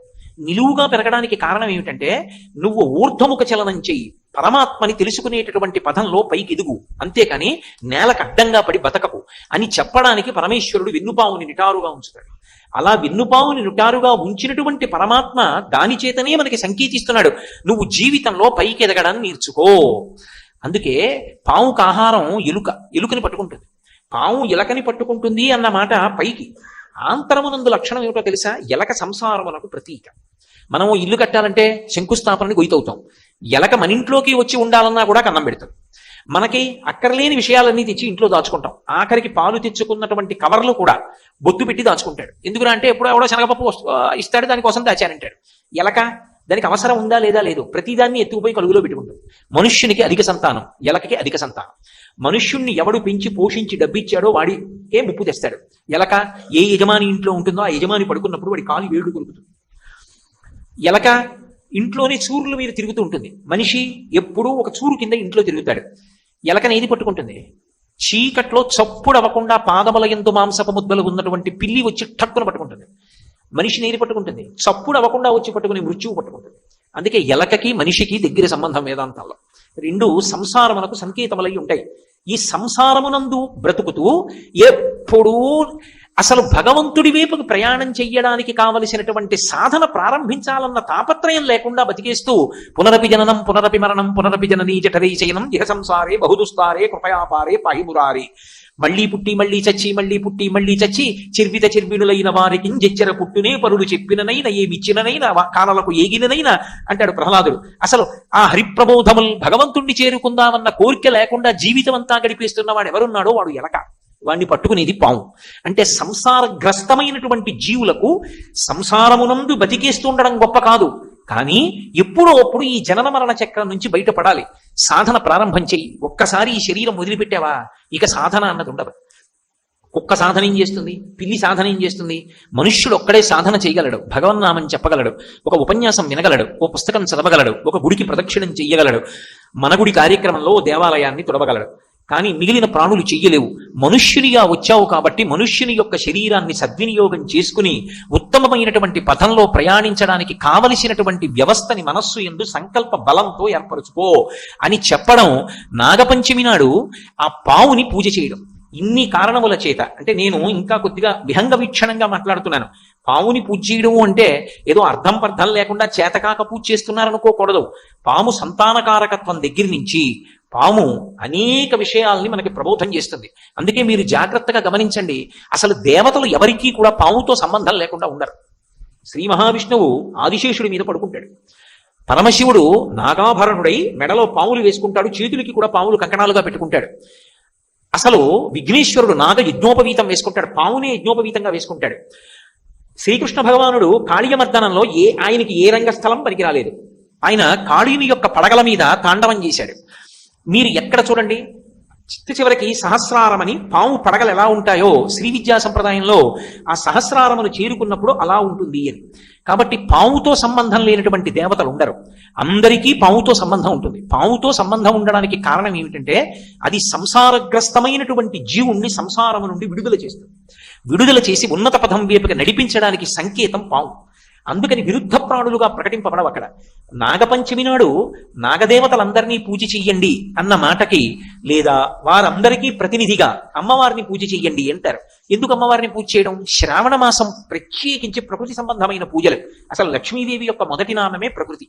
అందుకే ప్రకృతి వికృతి విద్యాం అని కదా మొదలు పెడతాం. ప్రకృతి స్వరూపిణి అయినటువంటి అమ్మవారి యొక్క అనుగ్రహము అజ్ఞానము నుండి విడుదల పొందడానికి కారణమవుతుంది. అదే రోజు గరుడ పంచమి కూడా.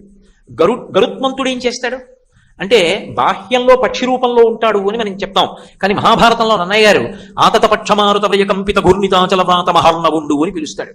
గరుత్మంతుడు రెక్కలు అల్లారుస్తూ వస్తున్నప్పుడు ఆయన రెక్కలలోంచి వేదనాదం వస్తుంది. ఆయన వచ్చాడనుకోండి పాము పారిపోతుంది. ఏ పాము పారిపోతుంది? కలుగులోకి వెళ్ళిపోయే పాము పారిపోతుంది. అంటే సాంసారికమైన అనురక్తిని తగ్గించి వైదికమైన జీవన విధానం ఇచ్చి భక్తితో కూడిన కర్మాచరణ వైపుకి నడిపించగలిగినటువంటి తత్వము గరుత్మంతుని యందు నిక్షేపింపబడి ఉంది. అందుకే వహిస్తాడు, ఇప్పుడు వాహనమై ఉంటాడు. ఆయనకి నమస్కరించకుండా విష్ణు దర్శనం చెయ్యం. వాహనము అంటే వహించుట, అంటే లోపల ఎప్పుడూ పెట్టుకుని ఉంటాడు అని అర్థం. వహించుట అంటే ఏదో రోజు పల్లకి పట్టుకుని ఎలా తిరుగుతాను చెప్పండి?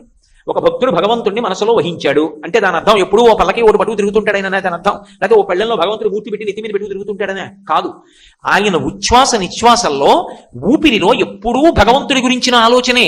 అలా ఆలోచిస్తూ ఇక్కడ పెట్టుకుంటాడు భగవంతుడిని.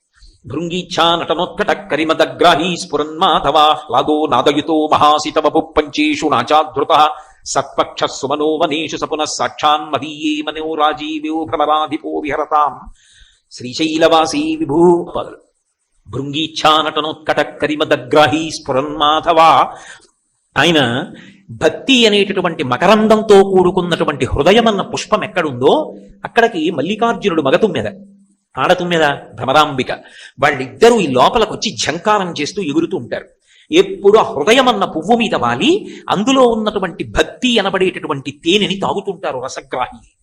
ఆ తుమ్మిదల జంట ఇక్కడ ఉండాలి అంటే ఈ హృదయ కుహరమునందు హృదయ పద్మమునందు ఎప్పుడూ భగవంతుడి గురించినటువంటి స్మరణలు ఉండాలి. పానీయంబులు త్రాగుచున్ కుడుచుచున్ భాషించుచున్ హాసలీలా నిద్రాదులు చేయుచున్ తిరుగుచున్ లక్షించుచున్ సంతత శ్రీనారాయణ పాద పద్మయుగళీ చింతామృత స్వాద సంధానుండై మరచన్ సురారిసుతుడే తద్దిశ్యమున్ భూవరా అంటారు పోతన గారు ప్రహ్లాదోపాఖ్యానంలో. ఎప్పుడూ భగవంతుడి గురించిన ఆలోచనే. అసలు భగవంతుణ్ణి అడగవలసినవి ఏమైనా ఉంటే రెండు అడుగుతారు. అందుకే వెంకటేశ్వర సుప్రభాతం చేస్తే అందులో ఒక మాట అడుగుతారు, అజ్ఞానినామయా దోషాన శేషాన్ విహితాన్ హరే క్షమస్వత్వం క్షమస్వత్వం శేషశైల శిఖామణే. నా తప్పులు క్షమించు, ఇన్నాళ్ళు నా అంతవాడు లేడనుకున్నాను, నేను ఇన్ని తప్పులు చేశాను, ఇప్పుడు నాకు అర్థం అవుతాను. అసలు ఒకప్పుడు నేను ఒక ఇప్పుడు ఆ సందర్భం ఎందుకు కానండి, అసలు చదువుకొనుట అన్న మాటకు అర్థం ఏమిటి అంటే, వాడు చదువుకున్నవాడు అన్న మాటకు అర్థం ఏమిటంటే, నేను చదువుకోనివి చాలా ఉన్నాయని తెలుసుకున్నవాడు. నాకు అన్నీ వచ్చు అనుకున్నాడు అనుకోండి, వాడికి ఏమీ రాదు అని గుర్తు. అన్నీ వచ్చు అని గుర్తు ఏంటంటే, అసలు నాకేం వచ్చు అంటే, నేను చదవవలసినవి ఎన్ని ఉన్నాయండి నిజానికి? నా జన్మ సరిపోతుందా? భరద్వాజుడికి సరిపోలేదు వేదం చదవడానికి, నేనేం చదువుతాను? నాకేం వచ్చు? ఈశ్వర నాకేం రాదు. శంకర భగవత్పాదులంతటి వారన్నారు, స్మృతౌ శాస్త్రే వైద్యే శకున కవిత దాన పండితౌ పురాణే మంత్రే వా స్తుతి నటన హాస్యేశ్వచతుర కమర్థం రాజ్ఞాం ప్రీతిర్భవతి వైకోహం పశుపతే పశుం మాం సర్వజ్ఞ ప్రతిత కృపయా పాలయ విభో అన్నారు. ఈశ్వర నాకు వేదం రాదు, స్మృతులు తెలియవు, కావ్యాలు రావు, పురాణాలు రావు, పోనీ నలుగురిని నవ్వించడం కూడా రాదు, రాజుల్ని పొగడ్డము రాదు, వైద్యము రాదు, కాబట్టి నన్ను ఏమంటారు? పశువు అంటారు. ఈశ్వర నాకు చాలు, నేను పశువుని, నువ్వు పశుపతివి, మన ఇద్దరికి చాలదా ఈ అనుబంధం, నన్ను నీలుకో అన్నాడు. శంకర భగవత్పాదులంతటి వారు పశుమాం సర్వజ్ఞ ప్రతిజ కృపయా పాలయ విభో అంటే, నేను 4 పుస్తకాలు చదివి నా అంత మనగాళ్ళు లేడండి అని ఎలా మాట్లాడతాను? నేను చదవడం మొదలుపెట్టానని గుర్తు ఏమిటంటే, నాకు తెలియనివి చాలా ఉన్నాయని తెలుసుకోవడమే చదువులలోకెల్లా గొప్ప చదువు. చదువులలోని మర్మమెల్ల చదివితి తండ్రి అంటాడు ప్రహ్లాదుడు. అందుకని వినయం వచ్చింది. వినయం ఎప్పుడు వస్తుంది? నాకు ఇది తెలియదంటే వినయం వస్తుంది. నాకు తెలియంది ఏముందంటే అహంకారం వస్తుంది. ప్రహ్లాదుడికి అంత వినయం ఎందుకు వచ్చిందంటే, నాకేం తెలుసు అన్నాడు. మహాత్ములైన వారు ఎవ్వరూ కూడా నాకు తెలియంది ఏమిటి అనలేదు, నాకేం తెలుసు అన్నారు. నాకేం తెలుసు అనడానికి చాలా సంస్కారం ఉండాలి, నాకేం తెలియదు అనడానికి కుసంస్కారం ఒక్కటి చాలు. కాబట్టి అంతటి వినయ సంపద ఏర్పడేటట్టుగా మనిషి జీవితం అభ్యున్నతి పథంలో నడవడానికి కావలసిన రీతిలో అధ్యవసాయముతో కూడుకున్నటువంటి బుద్ధితో కూడినదై ఉండాలి అంటే, దానికి మొట్టమొదట ఉండవలసినది ఏది అంటే ఆ వినయం ఉండాలి. శాస్త్రము మీద నమ్మకం ఉండాలి, వేదం మీద నమ్మకం ఉండాలి, శాస్త్రాన్ని నమ్మాలి, వ్యాసుడు వంటి మహాపురుషుల మీద నమ్మకం ఉండాలి, గురువు మీద నమ్మకం ఉండాలి. అప్పుడే వాళ్ళు చెప్పిన పదంలో మనం ప్రయాణం చేస్తాం. ఏదో చెప్పాడు కానండి పెద్ద విశేషం ఏముందంటే అసలు నమ్మకం అన్న మాట ఎక్కడ వస్తుంది? ఉండదు. అందుకే గరుత్మంతుడు వస్తున్నాడు అంటే, పాము కలుగులో దూరిపోయింది అంటే దాని అర్థం ఏమిటంటే, అస్తమానం ఈ దిక్కుమాలిన సంసారమేనా? మనుష్య జన్మకి ఇంతకన్నా గొప్ప ప్రయోజనం ఇంకొకటి లేదా? ఎన్నాళ్ళు ఉంటాను? ఉంటే 70 లేకపోతే 80. కానీ ఈ లోపల నేను చేయవలసింది ఏదో లేదా? మిగిలిన వాళ్ళ సంగతి అలా పెట్టండి, నా జీవుడిని నేను ఉద్ధరించుకోవద్దా? నా జీవుడి కోసం కూడా నేను ఏదో ఒకటి చెయ్యాలిగా. ఆఫీస్కి వెడుతున్నాను, ఉద్యోగం చేస్తున్నాను, డబ్బు తెస్తున్నాను, దాస్తున్నాను, స్థలాలు కొంటున్నాను, ఇల్లు కొంటున్నాను, కొడుక్కిస్తాను, కూతురికిస్తాను, ఏదో చేస్తాను. మరి నా జీవుడి కోసం రేపు పొద్దున్న ఈ శరీరం వదిలిపెట్టి జీవుడు వెళ్ళిపోయాడు అనుకోండి, ఆ జీవుడికి మళ్ళీ భార్య వస్తుందిగా, లేకపోతే అది ఆడదిగా పుడితే భర్త వస్తాడుగా, అప్పుడు ఉండాలిగా మళ్ళీ తినడానికి, అప్పుడు ఉండాలిగా మళ్ళీ సంతానం పొందడానికి, అప్పుడు ఉండాలిగా సుఖ సంతోషాలు. మరి ఇవన్నీ పొందాలి అంటే జీవుడికి పుణ్యం ఉండాలిగా. మరి వాడికి నేను చేసుకుంటున్నది ఏమిటి? అది నేనేమైనా చేసుకుంటే కదా. నేను గుడికి వెడితే, నేను గుడికి ప్రదక్షిణం చేస్తే, నేను గుడి తుడిస్తే, నాకున్న దాంట్లో రూపాయి ఇస్తే, ఓడికి అన్నం పెడితే, ఓడికి మంచినీళ్ళు ఇస్తే, 4 మంచి మాటలు చెప్తే అప్పుడు పుణ్యం. ఏమీ చేయకుండా ఉత్తర జన్మల్లో సుఖపడతానంటే ఎలా కుదురుతుంది? కుదరదు. కాబట్టి నీ జీవుడి కొరకు నువ్వేం చేసుకుంటున్నావు? ఈ ప్రశ్న మనిషిలో ఉత్పన్నమవడమే గరుడ పంచమి. గరుత్మంతుడు రాగానే మామూలు పాము కలుగులోకి వెళ్ళిపోతుంది. అంటే కామముతో కొట్టుమిట్టాడి కోర్కెలతో తిరుగుతున్నవాడు, చిచ్చి చిచ్చి ఎప్పుడు ఈ కోర్కెలైనా, భగవంతుణ్ణి కూడా పొందాలి, నేను జీవుణ్ణి రక్షించుకోవాలి, ఈ కోరిక ఏర్పడింది. ఇది ఉత్తమమైన కోరిక. ఇప్పుడు పాము కలుగులో దూరిన పాము కాదు, పైకి లేచి నిలబడుతున్న పాము. కాబట్టి ఆ పావుని అటువంటి నాగులు ఏముంటాయో అవి గరుత్మంతుడు వాటి జోలికి వెళ్ళడు, వాసుకి మొదలైన వాళ్ళ జోలికి. అవి గరుత్మంతుడి చేత ఆదరింపబడతాయి ఆ సర్పాలు. కాబట్టి గరుడ పంచమి గరుత్మంతుడు ఏం తీసుకొస్తాడు? అమృతాన్ని తీసుకొస్తాడు. గరుత్మంతుడు జీవితంలో చేసేటటువంటి గొప్ప పనులు ఏమిటి అంటే 2. ఒకటి, శ్రీ మహావిష్ణువుని వహిస్తాడు. ఇక్కడ ఎప్పుడూ భగవంతుడి గురించి ఆలోచించగలిగినటువంటి సద్బుద్ధి కలగాలి. నేను రేపు ఉదయం నుంచి ఎప్పుడూ ఈశ్వరుడు గురించి ఆలోచిస్తానండి అన్నాను అనుకోండి, కుదురుతుందా? అలా ఆలోచన ఉంటుందా? ఎప్పుడు ఎడిపోతుందో అటైపోతుంది. కానీ ఎటు తిరిగి ఎటు వచ్చినా భగవంతుడి వైపుకే వస్తుంది అనుకోండి ఆలోచన, వాడు అదృష్టవంతుడు. అలా రావాలంటే దానికి భగవంతుడు అనుగ్రహం ఉండాలి, గురువు గారు అనుగ్రహం ఉండాలి. అంత తేలిగ్గా ఏం భగవంతుడి వైపుకి వెళ్ళవు ఆలోచనలు.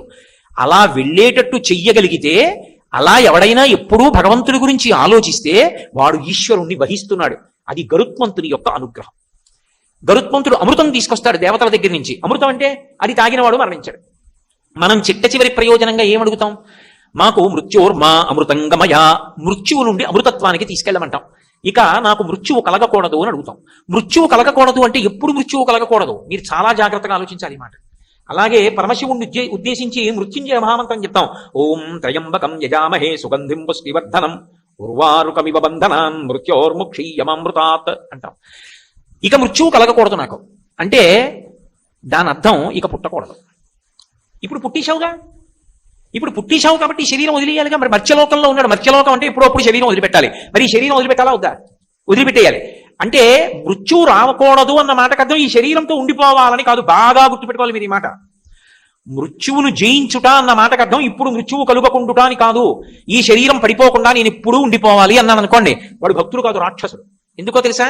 అసలు వేదపరమైన సిద్ధాంతాన్ని వాడు అంగీకరించాల. ఈ శరీరము పడిపోతుంది, పడిపోయి తీరుతుందని ఈశ్వరాజ్ఞ. వాసాంసి జీర్ణాన్ని యథా విహాయ, ఇది పడిపోతుంది, ఇంకో శరీరాన్ని పొందుతుంది. కానీ ఈశ్వర ఇక నాకు జన్మవుతుంది, ఇక నేను రాకూడదు, నాకు జ్ఞానం ఇయ్యి. ఏ జ్ఞానము? భగవత్ సంబంధమైన జ్ఞానము కలిగితే ఇక పునరావృత్తి లేదు. అది ఎందుకు ఇస్తాడు? భక్తితో కూడిన కర్మాచరణం చేస్తే ఆయన ఆ జ్ఞానాన్ని ఇస్తాడు. అటువంటి భక్తితో కూడినటువంటి కర్మాచరణము వలన జ్ఞానము కలిగితే ఒక విషయం తెలుస్తుంది. ఏమిటి తెలుస్తుంది? ఇది నేను కాదురా, ఇది శాశ్వతం కాదు, ఇది పడిపోతుంది. శాశ్వతం ఇది ఆత్మ, దానికి పడిపోవడం ఉండదు, అది ఎప్పుడు ఉంటుంది, అది నేను. చిన్న విషయం గుర్తుపెట్టుకోండి. సత్యమునందు ఊంచుకొనుట అంటే ఏది సత్యమో అది సత్యమని నమ్మగలుగుట. ఏది సత్యమో? ఆత్మ. నేను ఆత్మ, అది ఎక్కడికి పోతుందని బెంగెట్టుకుంటావు? అది పోవడానికి చోటేది? అది పోదు, అది ఎప్పుడూ ఉంటుంది. కాబట్టి అసలు బెంగపెట్టుకోవడానికి ఏం లేదు. ఇది నేనంటావా? ఎంత నువ్వు పట్టుకున్నా ఉండదు. దీన్ని ఉంచడానికి ఎంత బెంగ పెట్టుకుంటే మాత్రం ఉంటుంది. బెంగ పెట్టుకున్న వాళ్ళు కోట్ల కోట్ల కోట్ల మంది ఉన్నారు. ఎవరున్నారు? కారే రాజులు రాజ్యములు గెలువరే, గర్భోన్నతి పొందరే, వారేరి సిరి మూట కట్టుకొని పోవంజాలిరే, భూమిపై పేరైనం కలదే, శిబి ప్రముఖులం ప్రీతిని యశక్తాములై ఈరే కోరికలు వరలం తలపరే ఈ కాలమున్ భార్గవా అంటారు పోతన గారు వామనమూర్తి యొక్క ఆఖ్యానంలో. ఎవడు సత్యాన్ని అంగీకరిస్తాడో, ఇది కాదు సత్యం, ఇందులో ఉండి నేను సత్యాన్ని పట్టుకోవాలి సాధన చేసి, ఇది పడిపోకముందే సాధన చేసేయాలి, అప్పుడు ఇది ఋతుమంతం అంటారు. ఇందులో ఉండి అసత్యాన్ని ఆధారం చేసుకుని సత్యాన్ని పట్టుకోవాలి. అప్పుడు ఇది పడిపోతుంటే బలవంతంగా పడగొట్టకూడదు. ఇది పడిపోతోంది, ఓ అసత్యమైన వస్తువు పడిపోతోందని తాను సాక్షిగా చూస్తాడు. అలా సాక్షిత్వంతో చూడగలిగినటువంటి ప్రజ్ఞ అంకురిస్తే ఆ పడిపోయినటువంటిది ఏదో అదే చిట్ట చివరిసారి పడిపోవడం, అదే ఆఖరిసారి శరీరం పడిపోవడం, అదే చిట్ట చివరి మృత్యువు. ఇక మళ్ళీ మృత్యువు పొందాలంటే మళ్ళీ శరీరం వస్తే కదా, మళ్ళీ పుడితే కదా. అంటే అసలు ఇక మళ్ళీ ఇంకొకసారి పుట్టడు. ఇది జనన మరణ చక్రం నుంచి తప్పుకోవడం అంటారు. ఈ తప్పుకోవడాన్ని అమృతత్వమును పొందాడు అంటారు. ఈ అమృతాన్ని ఇవ్వగలిగిన వాడు ఎవరు? గరుత్మంతుడు. దేన్ని ఆధారం చేసుకుని ఇస్తాడు? రెక్కలలోని వేదము చేత. అంటే వేదమును ప్రమాణంగా చేసుకుని ఎవడు జీవితాన్ని గడుపుతాడో, భక్తితో కూడినటువంటి కర్మానుష్ఠానము చేస్తాడో అటువంటి వాడికి అటువంటి అనుగ్రహము కలుగుతుంది. స్వామి ఇన్ని జన్మలైపోయాయి, 54 ఏళ్ళు వచ్చేసాయి, ఎన్ని గరుడ పంచములు వెళ్ళిపోయాయో, ఎన్ని నాగ పంచములు వెళ్ళిపోయాయో, అసలు ఇలా బతకాలన్న ఊహ కూడా కలగట్లేదు, అది నిలబట్టలేదు. కాబట్టి మీరు అనుగ్రహించి నాకు కలిగించాలి. ఎంత తేలికగా అనుగ్రహిస్తారంటే, శ్రావణ మాసంలో శుక్లపక్షమిలో వచ్చేటటువంటి పంచమి నాడు గరుడ పంచమిగా నాగపంచమిగా కానీ చేసినట్లయితే దాని వలన విశేష ఫలితం. నేను ఒక్క మాట చెప్తాను, బాగా గుర్తుపెట్టుకోండి. మీకు కల్పన తెలియకపోవచ్చు, తేలిక మార్గాలు ఉంటాయి. నేను గరుడ పంచమి నాడు ఢిల్లీలో ఉన్నాను. ఢిల్లీలో ఉండి ఈ మధ్యకాలంలో తిరుమల తిరుపతి దేవస్థానం వాళ్ళు ఢిల్లీలో నూతనంగా నిర్మాణం చేసినటువంటి వెంకటేశ్వర స్వామి ఆలయ దర్శనానికి వెళ్ళాను. ఎందుకని? నాగముగా ఆదిశేషుడి మీద ఆయనే పడుకుంటాడు, గరుడ పంచమిగా గరుత్మంతుడు ఇవ్వవలసిన అమృతత్వాన్ని ఆయనే కల్పిస్తాడు. అందుకని ఆయన దర్శనానికి వెళ్ళాను. నేను దర్శనానికి వెళ్ళేటప్పటికీ అక్కడ ఉన్నటువంటి అర్చకులందరూ ఏం చేస్తున్నారంటే, ఎదురుగుండా ఉన్నటువంటి గరుత్మంతునకు చక్కటి మంత్రాలను సమన్వయం చేస్తూ అభిషేకం చేశాడు. ఆయన అభిషేకాన్ని మీరు చూశారనుకోండి, ఆయన చల్లబడతాడు అభిషేకం చేస్తే, అంతే. చూస్తే చాలా అనుగ్రహించేస్తాడు. అథవా అటువంటి తిథులు పోగొట్టుకోకూడదు. కనీసం ఓ గరుత్మంతుడికి అభిషేకం ఉన్న చోటికి వెళ్ళాలి, ఓ విష్ణువాలయాన్ని దర్శనం చెయ్యాలి. లేదు వదిలిపెట్టేసుకుంటాను, ఎన్నేళ్ళైనా ఎప్పుడూ గరుడ పంచమి చేయను, ఎప్పుడూ నాగపంచమి చేయను, మనుష్య శరీరానికి ప్రయోజనం ఏముంటుంది? ఎప్పుడు అసలు మలుపు తిరుగుతుంది ఆలోచన? తిరిగే అవకాశం ఉండదు. అందుకే అంత విశేషమైనటువంటి తిథి శ్రావణ మాసంలో వస్తుంది. ఎందుచేతనో తెలుసా? లక్ష్మి వేదం 6 లక్ష్ములుగా చెప్తుంది. సిద్ధలక్ష్మీర్ మోక్షలక్ష్మీర్ జయలక్ష్మి సరస్వతి శ్రీర్లక్ష్మీర్ వరలక్ష్మీశ్చ ప్రసన్నా మమ సర్వదా అని కదూ శ్రీ సూక్తం. 6 లక్ష్ములుగా చెప్తుంది. అందులో మోక్షలక్ష్మి, మోక్షము అంటే విడుదల, అది లక్ష్మీరూపంగా అనుగ్రహంగా అమ్మవారి యొక్క ప్రసాదంగా లభిస్తుంది. అది అమ్మా, నువ్వు ఈ మాసంలో వచ్చేటటువంటి శ్రావణ మాసంలోని శుక్లపక్ష పంచమి నాడు ఎవరు గరుడ పంచమిగా నాగపంచమిగా ఉపాసన చేస్తారో వాళ్ళకి అంత పెద్ద విశేష ఫలితాన్ని ఇస్తుంది. పంచమి ఎందుకు ఎంచుకోవాలి అంటే, పంచమీ పంచసంఖ్యేసి పంచసంఖ్యోపచారిణి లలితా సహస్రం. అసలు బ్రహ్మాండంలో చూడండి, పిండాండంలో చూడండి, పంచభూతాలే ఉంటాయి, పృథివాప తేజో వాయురాకాశాలు. దీనికి అతీతమైన స్థితికి చేరుకోవాలి అంటే మళ్ళీ ఆ ప్రకృతి స్వరూపిణి అయిన అమ్మవారి అనుగ్రహంతోటే సాధ్యం. అందుకే శ్రావణ మాసం అంతా కూడా ఇంత గొప్ప గొప్ప విశేషాలను ఇవ్వగలిగినటువంటి తిథుల యొక్క సమాహారమై ఉంటుంది. శ్రావణ మంగళవారము నోము అని వ్రతము అని చేస్తూ ఉంటారు సువాసిని. ఈ సువాసినులు చేసేటటువంటి శ్రావణ మంగళవారం చాలా చాలా అద్భుతమైనటువంటి పరమ ప్రఖ్యాతమైనటువంటి ఆ నోముగా వ్రతంగా పరిగణింపబడుతుంది. ఇందులో మీరు జాగ్రత్తగా గమనిస్తే దానికి పరమ ప్రయోజనం ఏమి అంటే ఒక్కటే, అది సర్వమంగళాదేవిని ఉపాసన చేస్తారు. ఈ సర్వమంగళాదేవిని ఉపాసన చెయ్యడము అనేటటువంటిది ఎప్పుడు చేస్తారంటే పెళ్లిలో ప్రారంభం అవుతుంది. పెళ్లిలో దీన్ని ఎంతో శ్రద్ధతో ఎవరు చేయిస్తారంటే తండ్రి దగ్గర కూర్చుంటాడు కన్యాదాత. అందుకే పెళ్లిలో వేదికంతా కూడా ఎవరిది అంటే ఆడపిల్లి వారిది, మగపిల్లి వారిది కాదు. నేను మీతో పరమసత్యం చెప్తున్నా, కన్యాదాత అనుమతి లేకుండా వరుడి యొక్క తండ్రి వేదిక మీదకి కూడా వెళ్ళకూడదు. ఇప్పుడు ఈ వేదిక ఉందనుకోండి, ఈ వేదిక నాది. శాస్త్రంలో ఒక మర్యాద ఉంటుంది, సభాభ్య సభాపతిభ్యశ్చ భో నమో నమో అని. ఇప్పుడు నేను సభాపతి స్థానంలో ఉంటాను. నేను సభాపతి స్థానంలో ఉండగా నా అనుమతి లేకుండా మెట్లెక్కి వేదిక మీదకి రాకూడదు. వేదికకి ఎవరు అధికారి అంటే ఎవరు వేదిక మీద సభాపతిగా కూర్చున్నాడో వాడిదే సభ, వాడిది ఆ వేదిక నిర్వహించేటటువంటి అధికారం. అలాగే ఆడపిల్లి వారిలో కన్యాదాత గారిది వేదిక, ఆయనది కన్యాదానం చేయడానికి తప్ప మగపిల్లి వారు కూడా అనుమతి లేకుండా దాని మీదకి ఎక్కకూడదు. వృద్ధాప్యంలో ఉన్నావు మంచిదే, కింద కుర్చీ వేసి కూర్చోవాలి. అక్కడ సర్వమంగళాదేవతకి పూజ జరుగుతుంటే కుర్చీ వేసుకుని పైన కూర్చుంటానని కూర్చోకూడదు. అక్కడ అమ్మవారికి పూజ జరుగుతోంది, అంతకన్నా పైన నువ్వెందుకు? కింద కూర్చో. కింద కూర్చుని ప్రేమకి కింద కూర్చుంటే సరిపోదా? పెళ్లిలో పక్కనే కుర్చీ వేసి కూర్చోవాలా? ఎందుకలాగా? అదే శాస్త్ర మర్యాదను పాటించుట. సర్వమంగళాదేవతని మంగళసూత్రానికి పూజ చేస్తారు. అది మామూలు సూత్రం కాదు, దాని పేరే మంగళ సూత్రము. సూత్రము అంటే తాడు, అది మామూలు తాడు కాదు, అది సర్వమంగళములకు కారణము. ఎందుచేత అంటే ఆ తాటిలోకి అమ్మవారిని ప్రవేశపెడతారు, శతమానములని పెడతారు. పెట్టి ఆ శతమానాల్లోకి అమ్మవారిని ఆ సూత్రంలోకి ఆవాహన చేస్తారు. ఇది భవస్య దేవస్య పత్నై నమః, సర్వస్య దేవస్య పత్నై నమః, ఈశానస్య దేవస్య పత్నై నమః అని పరమశివుడికి 8 నామాలు ఉన్నాయో ఆ పరమశివుడి యొక్క భార్యకి కూడా అంతే పత్నై నమః అని 8 నామాలతో పిలుస్తారు. పార్వతీదేవికి సర్వమంగళాదేవత అని పేరు. ఎందుచేతనో తెలుసా? భాగవతంలో నిరూపించింది ఆవిడ. పోతన గారు అద్భుతాన్ని ఆవిష్కరించారు. పరమశివుడు హాలాహల భక్షణం చేయడానికి బయలుదేరాడు. దేవతలందరూ భయపడిపోయారు. ఆ హాలాహలం దగ్గరికి వెడితే కాల్చేస్తుంది.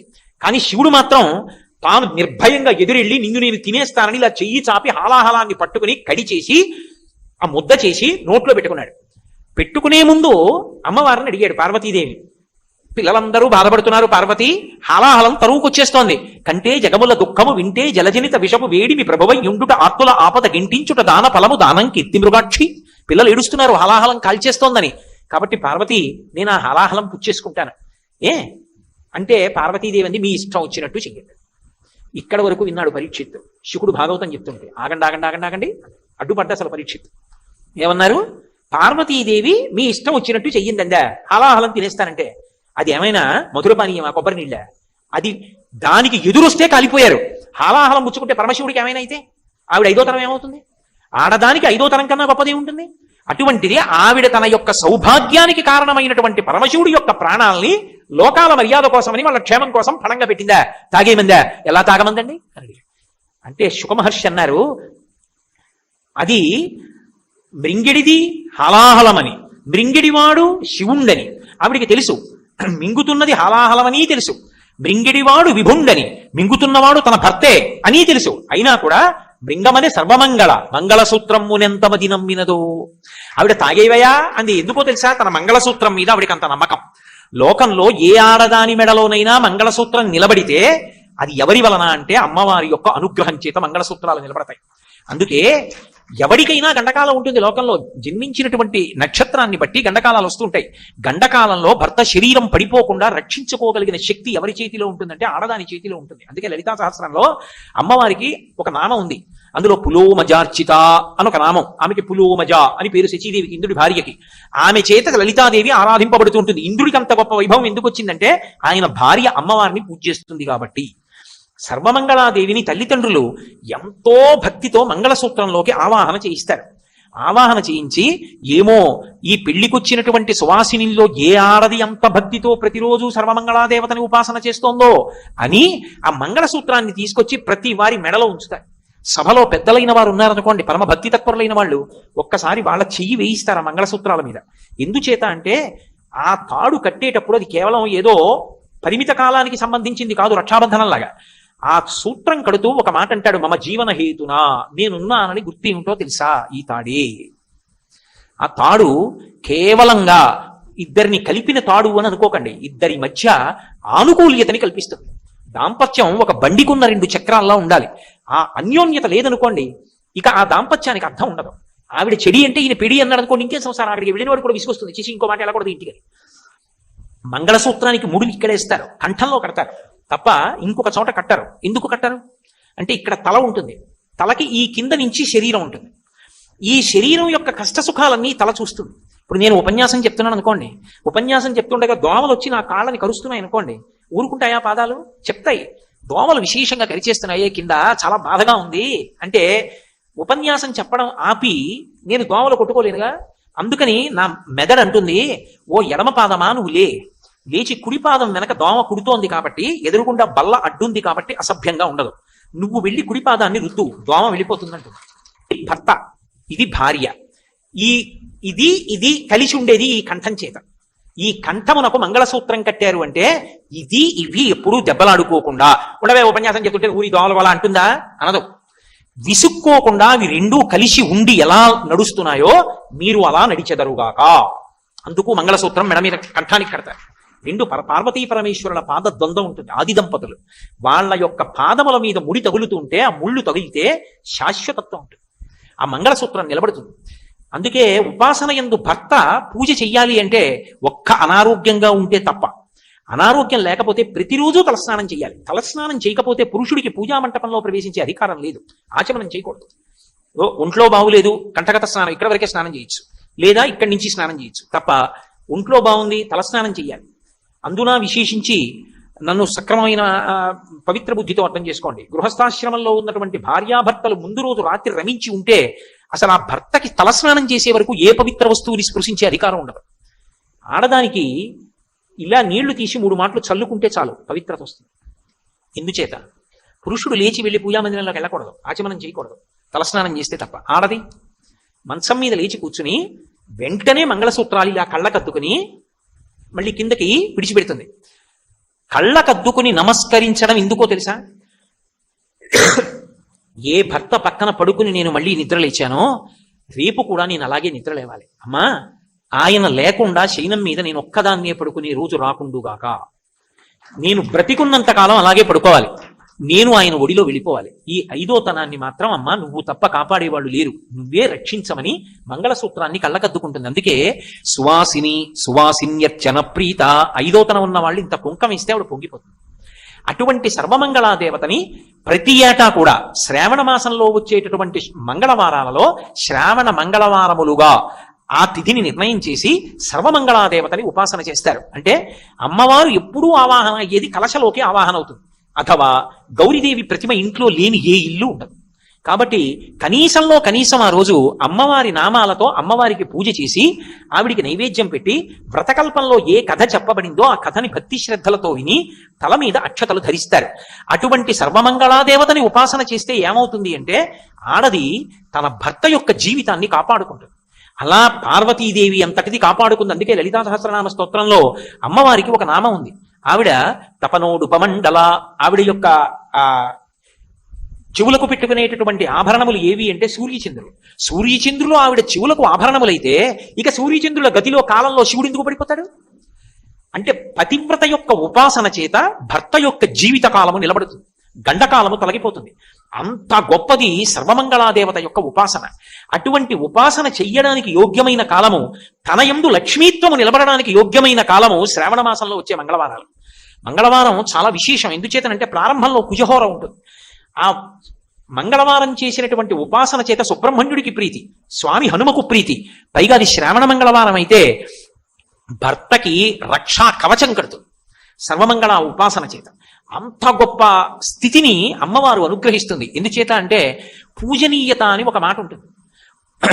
ఒక ఆడదాని గౌరవం అంతా దేని మీద ఆధారపడుతుంది అంటే, నేను ఏదో కాలక్షేపం కోసమని చెప్పి ఎలా పడితే అలా మాట్లాడడం నాకు అలవాట్లేదు. వేదాన్ని ఆధారం చేసుకుని ఋషులు చెప్పిన పవిత్రమైన విషయాలు చెప్పగలను తప్ప నేను ఏదో అర్థం లేని వాదనలు వాదాలు అన్న పేర్లు పెట్టి మాట్లాడడం నాకు అలవాట్లేదు. నేను పరమసత్యం మీతో మాట్లాడుతున్నాను. ఒక స్త్రీ పరమ గౌరవం దేని మీద ఆధారపడుతుంది, జీవితంలో తృప్తి దేని మీద ఆధారపడుతుంది అంటే భర్త మీద ఆధారపడి ఉంటుంది. ఇది కాదు అనలేని సత్యం. ఎందుచేత అంటే సీతమ్మ తల్లి రామాయణంలో ఓ మాట అంటుంది, నా తంత్రి వజ్జతి వీణ నా చక్రో వర్తతి రథ నాపతి సుఖమేదేత యస్యాదపి శతాత్మజ అంటూ. ఒక వీణ తీగలు మోగుతాయి, గోటి చేత పెనగి పెనగి మోగుతాయి. వీణ తీగలు మోగుతున్నాయి అనరు, వీణ మోగుతోందంటారు. రథచక్రాలు గాజు పెంకుల మీద రాళ్ల మీద పెడతాయి, రథచక్రాలు పెడుతున్నాయి అనరు, రథం పెడుతోందంటారు. భర్త కష్టపడి సంపాదిస్తాడు, భర్త మహాపండితుడై కీర్తి గణిస్తాడు, ఆమెకి కూడా ఆయనతో పాటు సమానమైనటువంటి గౌరవం లభిస్తుంది. అసలు ఒక సీతమ్మంది ఒక ఆడదాని తృప్తి ఎక్కడుందో తెలుసా రామా? ఒక కులకాంత నిద్ర లేచి మంచం మించి దిగుతూ పాదములు కింద పెడుతున్నప్పుడు ఆమె ఎందు పరమభక్తి కలిగినటువంటి 9 కుమారులు వచ్చి తమ అరచేతులు వరుస క్రమంలో నేల మీద పేర్చి అమ్మని తమ అరచేతులలో నడిపించగలిగినటువంటి పరమభక్తి తత్పరులైనప్పటికీ అటువంటి 9 కుమారుల వలన పొందినటువంటి సంతోషం కన్నా భర్త వలన కలిగిన సంతోషం 1,000 రెట్లు ఎక్కువ. అది లెక్క పెట్టలేదు. కాబట్టి రామ, నువ్వున్నది అయోధ్య, నువ్వు లేనిది అయోధ్య కాదు. ఆడదానికి భర్తతో కలిసి ఉండడమే ఆనందం అండి. కాబట్టి అటువంటి సంతోషం ఆమెకి భర్త ఉండడమే కాదు, తండ్రి కలిగిన పెన్నిధానమేలా అని శాస్త్రం. తండ్రి ఉంటే ఇక కొడుకు ఐశ్వర్యం అక్కర్లేదట. ఎందుకంటే తాను కష్టపడ్డా సరే కొడుకు సుఖపడాలని తండ్రి కోరుకుంటాడు. తండ్రికి కారు ఉండక్కర్లా, కొడుక్కి కారు కొనిపెట్టి కొడుకు కారులో కారులో వెళ్ళిపోతుంటే మురిసిపోయి ఇంట్లో పోతాడు. ఏ పిచ్చ ఆయనకి ఏం కారు ఉందా? ఎందుకు సంతోషం అంటే తండ్రి కొడుకుని చూసుకుని మురిసిపోతాడు తప్ప తాను మురిసిపోవాలి, తాను సుఖించాలని కోరుకోడు. అటువంటి తండ్రి ఉంటే ఇంకా పెన్నిది ఎందుకు? తల్లి ఉంటే సమస్త సంతోషములు ఉన్నట్టే, అమృతం రోజు దొరికినట్టే. అటువంటి తల్లి తండ్రి ప్రతి కుటుంబంలో ఉండాలి. ఆ తండ్రిని మిగల్చగలిగిన శక్తి ఎవరి చేతిలో ఉందంటే బిడ్డల తల్లి చేతిలో ఉంది, ఆమె యొక్క ఉపాసనలో ఉంది. నమ్మి మంగళసూత్రాలు కళ్ళకద్దుకుంటే చాలా, అందుకొచ్చింది మంగళసూత్రం. ఏం చేతకాక ఛాందసత్వంలో పెట్టలేదు ఋషులు. కనుక అటువంటి సర్వమంగళాదేవత యొక్క పరిపూర్ణమైనటువంటి అనుగ్రహాన్ని పొందాలి అంటే శ్రావణ మంగళవారాల్లో తప్పకుండా ఆ సర్వమంగళాదేవత యొక్క ఉపాసన చెయ్యాలి. అలాగే వరలక్ష్మీ వ్రతము అని చెప్పి శ్రావణ మాసంలో పౌర్ణమికి ముందు వచ్చేటటువంటి శుక్రవారం నాడు వరలక్ష్మీ వ్రతం చేస్తాం. ఈ వరలక్ష్మీ వ్రతం పరమ ప్రసిద్ధి వహించినటువంటి వ్రతం. ఇందాక నేను మీతో మనవి చేశాను కదా, లక్ష్మిని వేదం 6గురుగా చెప్తుంది. 6గురు చెప్పినప్పుడు అందులో చిట్ట చివరి లక్ష్మీ స్వరూపం వరలక్ష్మి.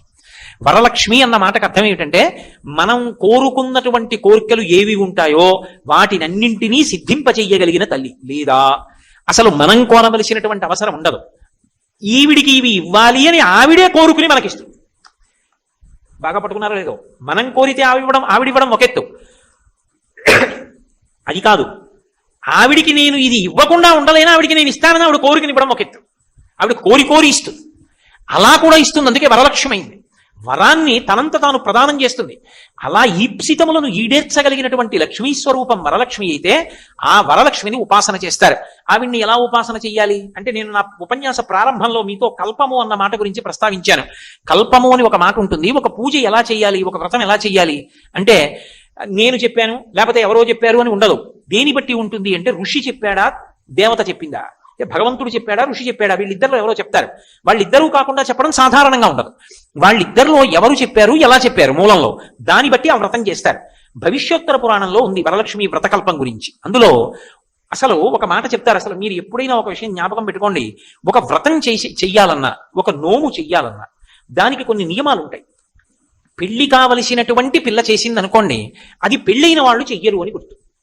ఒక అట్ల తద్ది నోముందనుకోండి, ఒక ఉండ్రాళ్ల తద్ది నోముందనుకోండి, పెళ్లి కావలసిన పిల్ల చేస్తుంది. నాకు ఉత్తముడైన భర్త రావాలి అని చేస్తుంది. అప్పుడు సిద్ధించడానికి మార్గం ఏమిటంటే తల్లిదండ్రులకు నమస్కారం చేసి చెయ్యాలి. అలాగే పెళ్ళైపోయిన ఆడది చేసేటటువంటివి కొన్ని ఉంటాయి. అవి దేని కొరకు చేస్తారు అంటే, ఇక ఉత్తముడైన భర్త రావడం అన్న మాట లేదు, అంతకు ముందు చేసేసింది, అందుకే వచ్చాడు ఉత్తముడైన భర్త. ఇప్పుడు దేని కొరకు అంటే, భర్త సంతోషంగా ఉండాలి, పిల్లలు సంతోషంగా ఉండాలి, తన తల్లిదండ్రులు సంతోషంగా ఉండాలి, తన అన్నదమ్ములు సంతోషంగా ఉండాలి, తన అత్తమామలు సంతోషంగా ఉండాలి. మరి తనకి ఇంకా వేరే సంతోషం లేదు, వాళ్ళ సంతోషమే తన సంతోషం. అందుకే ఈ దేశంలో ఆడదాని జీవితం అంతా పవిత్రంగా ఉంటుంది. కాబట్టి ఆడవారి వలన నెలకి ఒక వర్షం పడుతుంది అన్నారు. శ్రావణ మాసంలో వర్షాలు ఎందుకు పడతాయో తెలుసా? ఈ వ్రతాలు జరుగుతాయి కనుకనే, ఈ పేరంటాలు జరుగుతాయి కాబట్టే, అంతమంది సువాసినులు గౌరవింపబడతాయి కాబట్టి సమృద్ధిగా ఇప్పటికీ వర్షాలు పడుతున్నాయి.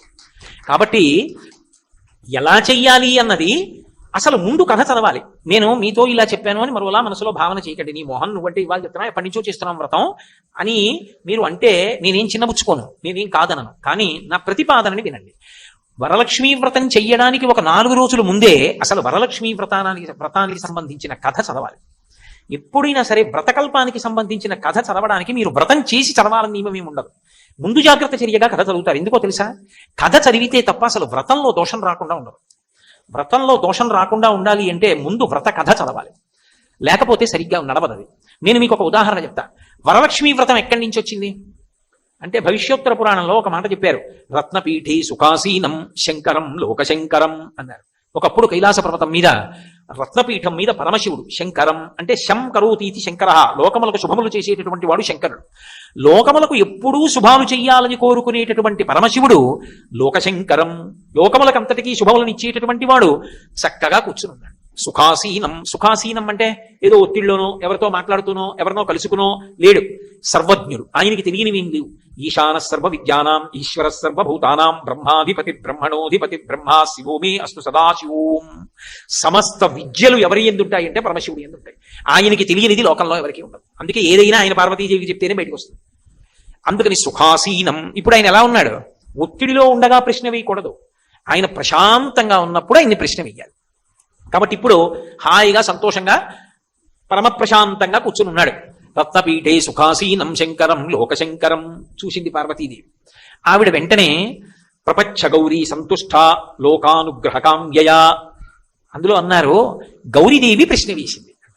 ఎవరు వేశారు? పార్వతి అనలేదు, కాళీ అనలేదు, హైమవతి అనలేదు. ప్రపంచ గౌరీ సంతుష్ట. సంతుష్ట అంటే పూర్తిగా కోరికలన్నవి లేనంత తృప్తి. ఆవిడికి కోరుకోవడానికి ఏం లేదు, ఇంకా అంత తృప్తి ఆవిడ. అంత తృప్తితో ఉన్నటువంటి గౌరీ ప్రపంచ ప్రశ్న వేసింది శివుణ్ణి. ఎవరి కోసం? తన కోసం కాదు. తన కోసం అంటే తనకోటి లేదన్నది ఒకటి ఉంది, ఆవిడికి లేదన్నది ఏం లేదు, ఆవిడికి అన్ని ఉన్నాయి. అందుకని సంతుష్ట. మరి ఎవరి కోసం అడిగింది? లోకానుగ్రహకామ్యయ. ఏమిటి ఆవిడ కామం? ఆవిడ కోరిక లోకానుగ్రహం, లోకాలని ఉద్ధరించడానికి కోరిక కోరుతాం. ఏమిటి అసలు ఆ శ్లోకం అలా ఎందుకు ఇవ్వడం అంటే ఏ మామూలు వాడు కాదు, అది రాసింది భవిష్యోత్తర పురాణం వ్యాసుల వారు. ఎందుకు అలా ఇచ్చారు అంటే ప్రపంచ గౌరీ, గౌరీ అన్న మాట ఎక్కడైనా ఉంది అనగానే మీరు ఉలిక్కిపడి గుర్తుపెట్టుకోవలసింది ఏమిటి అంటే ఆవిడికి భర్త మీద విపరీతమైన ప్రేమ. ఆవిడ ఎప్పుడు ఏం కోరుకుంటుందంటే అసలు నా భర్త నన్ను ఏ కారణం చేత కూడా కొంచెం కూడా తక్కువ చేయడానికి వీల్లేదు, అది నాకు అన్ని విధాలా యోగ్యురాలు అన్న భావనతో ఉండాలి తప్ప మా ఆయన ఇంత కూడా నా గురించి ఇంకొకలా అనుకోవడానికి వీల్లేదు. ఏమిటో ఇది అన్న భావన ఆయన కొట్టకూడదు. అబ్బా ఏం భార్యో నా భార్య అని అనుకోవాలి. అంత పిచ్చి భర్త మీద. ఆ పిచ్చున్న భార్య గౌరీ. ఎందుకో తెలుసా అంటే నా మాటలు జాగ్రత్తగా అర్థం. పిచ్చి అంటే నా ఉద్దేశం కూడా కాదు, అంత ప్రేమ అని. ఎందుచేత అంటే దానికి వెనక రాక్షస సంహారం కారణం అలా పెట్టండి. శివమహాపురాణంలో ఉంది గౌరీదేవి ఆవిర్భావం గురించి. ఒకప్పుడు పరమేశ్వరుడు పార్వతీదేవితో కూర్చున్నాడు. ఆవిడ నల్లగా పుట్టింది. నల్లగా పుట్టింది కాబట్టి నారాయణుడి చెల్లెలై నారాయణి అయింది. నారాయణుడు నలుపు, నారాయణి నలుపు, వాళ్ళిద్దరూ అన్నా చెల్లెళ్ళు. నల్లటి పార్వతీదేవి పక్కన కూర్చుంది. నారదుడు పెట్టాడు పేరు కాళీ అని పెట్టాడు పార్వతీదేవి పుట్టినప్పుడు. పర్వతరాజపుత్రి కాబట్టి పార్వతి. పరమశివుడు స్ఫటికమణి నిభం పార్వతీశం నమామి. ఆయన తెల్ల స్ఫటికమణిలా ఉంటాడు. ఆయన ఒక రోజు ఎందుకో ఇలా కూర్చుని ఇలా చూసుకున్నాడు. అబ్బా ఎంత తెల్లగా ఉన్నాను ఇలా చూశాడు. భార్య వంక నల్లగా ఉంది అన్నాడు. ఆవిడ చూసింది. అన్నన్నా అంటే నువ్వు తెల్లగా ఉన్నావు, నేను నల్లగా ఉన్నాను, నీకు నేను తగిన దానను కానన్న భావన ఒకటి నీలో ఉందా అనుకుంది. అనుకుని ఉత్తర క్షణం యోగాగ్ని రగల్చి అందులో పడిపోయి అందులోంచి పసుపు తెలుపు ఎరుపులు కలిసినటువంటి బంగారు వర్ణంతో గౌరవర్ణంతో విరిసిపోతూ వచ్చి పక్కన కూర్చుంది. శంకరుడు చూసి తెల్లపోయి గౌరీ అన్నాడు. ఏమిటి నేను ఇలా చూసి అన్నందుకు యోగాగ్నిలో దూకి మళ్ళీ గౌరవర్ణంతో వచ్చావా అన్నాడు. ఆవిడంది అసలు మీరు నన్ను ఏ విషయంలోనైనా సరే ఇంత పిసరైనా సరే మీకు పక్కన నేను తగినదానను కానన్న భావన పొందడం నేను అంగీకరించలేను. అందుకే గౌరవర్ణంతో వచ్చా. మీరు తెల్లగా ఉంటారు, నేను తెలుపు పసుపు ఎరుపుల రంగు ఏది బాగుంది, అమ్మో నువ్వే ఎక్కువ. దానికి కారణం వేరే ఉంది. ఈ శరీరం కౌశికీ అయింది. కౌశికీ అయి రాక్షస సంహారం చేసింది. దానికి కారణం వేరు. ఆవిడ అలా అర్థం బద్దం లేకుండా పడిపోతుందని మీరు అనుకోకూడదు. దానికి వెనక మళ్ళీ పౌరాణికమైన కారణం ఒకటి ఉంటుంది. బాహ్యంలో ఆవిడికి శివుడి మీద అంత ప్రీతి. అందుకే పెళ్లి చేసేటప్పుడు ఆడపిల్లతో గౌరీ పూజ చేయిస్తారు. గౌరీ పూజ ఎందుకు చేయిస్తారంటే అమ్మా మీరిద్దరూ ఆది దంపతులే, నిత్యాయ త్రిగుణాత్మనే పురజితే కాత్యాయని శ్రేయసే సత్యాయ అద్య కుటుంబిని మునిమన ప్రత్యక్ష చిన్మూర్తయే అని శంకర భగవత్పాదులు ఆది కుటుంబం. అటువంటి నువ్వు ఒక్కసారి పరమశివుడు ఇలా చూసి అంటే అగ్నిగుండంలో దూకావు, మళ్ళీ అంత రంగుతో పైకొచ్చి కూర్చున్నావు. అమ్మ నేను కన్నవాళ్ళని వదిలేస్తున్నాను, ఇంటి పేరు వదిలేస్తున్నాను, వంశాన్ని వదిలిపెట్టేస్తున్నాను, అన్నదమ్ముల్ని, ఉన్న ఊరిని, స్నేహితుల్ని, బంధువుల్ని అందరినీ వదిలేస్తున్నాను. తెర పైకెత్తిన తర్వాత చూశాను అతను ఎవరో, అతని చిటికిన వేలు పట్టుకుని సముద్రాలు దాటి వెళ్ళిపోతున్నాను. అమ్మా ఇంతమందిని వదిలేసినా ఎవరి కోసం వెళ్ళిపోతున్నానో తెలుసా? ఆయన ఒక్కడు నువ్వు నాకు తగిన దానమని అంటే చాలు, నా జీవితానికి తృప్తి. అమ్మా నువ్వు ఒక్కసారి శివుడిలా అంటే తట్టుకోలేకపోయావు, అంత గొప్పదాని వయ్యుండి ఆదిశక్తి వయ్యుండే. నేను అబలనమ్మా, సామాన్యమైన ఆడదాన్ని. నా భర్త మాత్రం ఎప్పుడూ నువ్వు నాకు తగిన దానవు కావన్న భావన పొందకుండా ఆయన మనసులో నాకు స్థానాన్ని ఇచ్చి కాపాడమ్మా అని గౌరీ పూజ చేసి పీటల మీద పెడుతుంది ఆడపిల్ల. వీడియోల కోసం పూజలు చేయకూడదు, జీవితంలో అభ్యున్నతి కోసం పూజ చేయాలి. తల్లిదండ్రులు అలా చేయించాలి. అటువంటి గౌరీదేవి భర్త యందు విశేష ప్రేమ కలిగినది, ఇది వ్యాస హృదయం. అందుకని ప్రపంచ గౌరీ, గౌరీ అడుగుతోంది అంటే ఇప్పుడు ఎవరి కోసం అడుగుతోంది? ఆ ప్రశ్న ఆడవాళ్ళందరి కోసం అడుగుతోంది, సువాసినులు అందరి కోసం అడుగుతోంది. అది ఏమిటై ఉంటుంది, ఎందుకై ఉంటుంది అంటే భార్యాభర్తలు పరమ ప్రేమతో కలిసి ఉండడానికి కారణమవుతుంది ఆ వ్రతం. అటువంటి వ్రతాన్ని చెప్పమని అడుగుతోంది. అది లోకానుగ్రహకం జయ. ఆవిడికి లేదా అటువంటి దాంపత్యం? ఆవిడ చెయ్యాలా వ్రతం? వాళ్ళు ఆది దంపతులు, వాళ్ళ మధ్య అరమరికలు ఉండవు, అంత కలిసి ఉంటారు. ప్రకృతి పురుషుడు వాళ్ళిద్దరును. ఇక పాలు తెలుపు, సూర్యుడు కాంతి, వజ్రము దాని యొక్క ప్రభ, దీపము కాంతి, మధుర పదార్థము తీపి, ఇవి ఎలా కలిసి ఉంటాయో పార్వతీ పరమేశ్వరులు అలా కలిసి ఉంటారు. శక్త్యా లోభయితున్నాహం ఐశ్వర్యేణ ధనీనవ అనన్యే రాఘవేణాహం భాస్కరేణ ప్రభాయధ అంటుంది సీతమ్మ తల్లి రామాయణంలో. సూర్యుడు కాంతి కలిసి ఉన్నట్టు మేము కలిసి ఉంటా ఉంటుంది సీతారాములు. పార్వతీ పరమేశ్వరులు అలాగే ఉంటారు. మరి ఎందుకు ఆవిడ అడగడం ఆ ప్రశ్న అంటే సంతుష్ట, ఆవిడికి లేదని అడగలేదు, ఆవిడ పరమతృప్తితో కూడుకున్నది. అసలు పార్వతీదేవి యొక్క లక్షణం అది.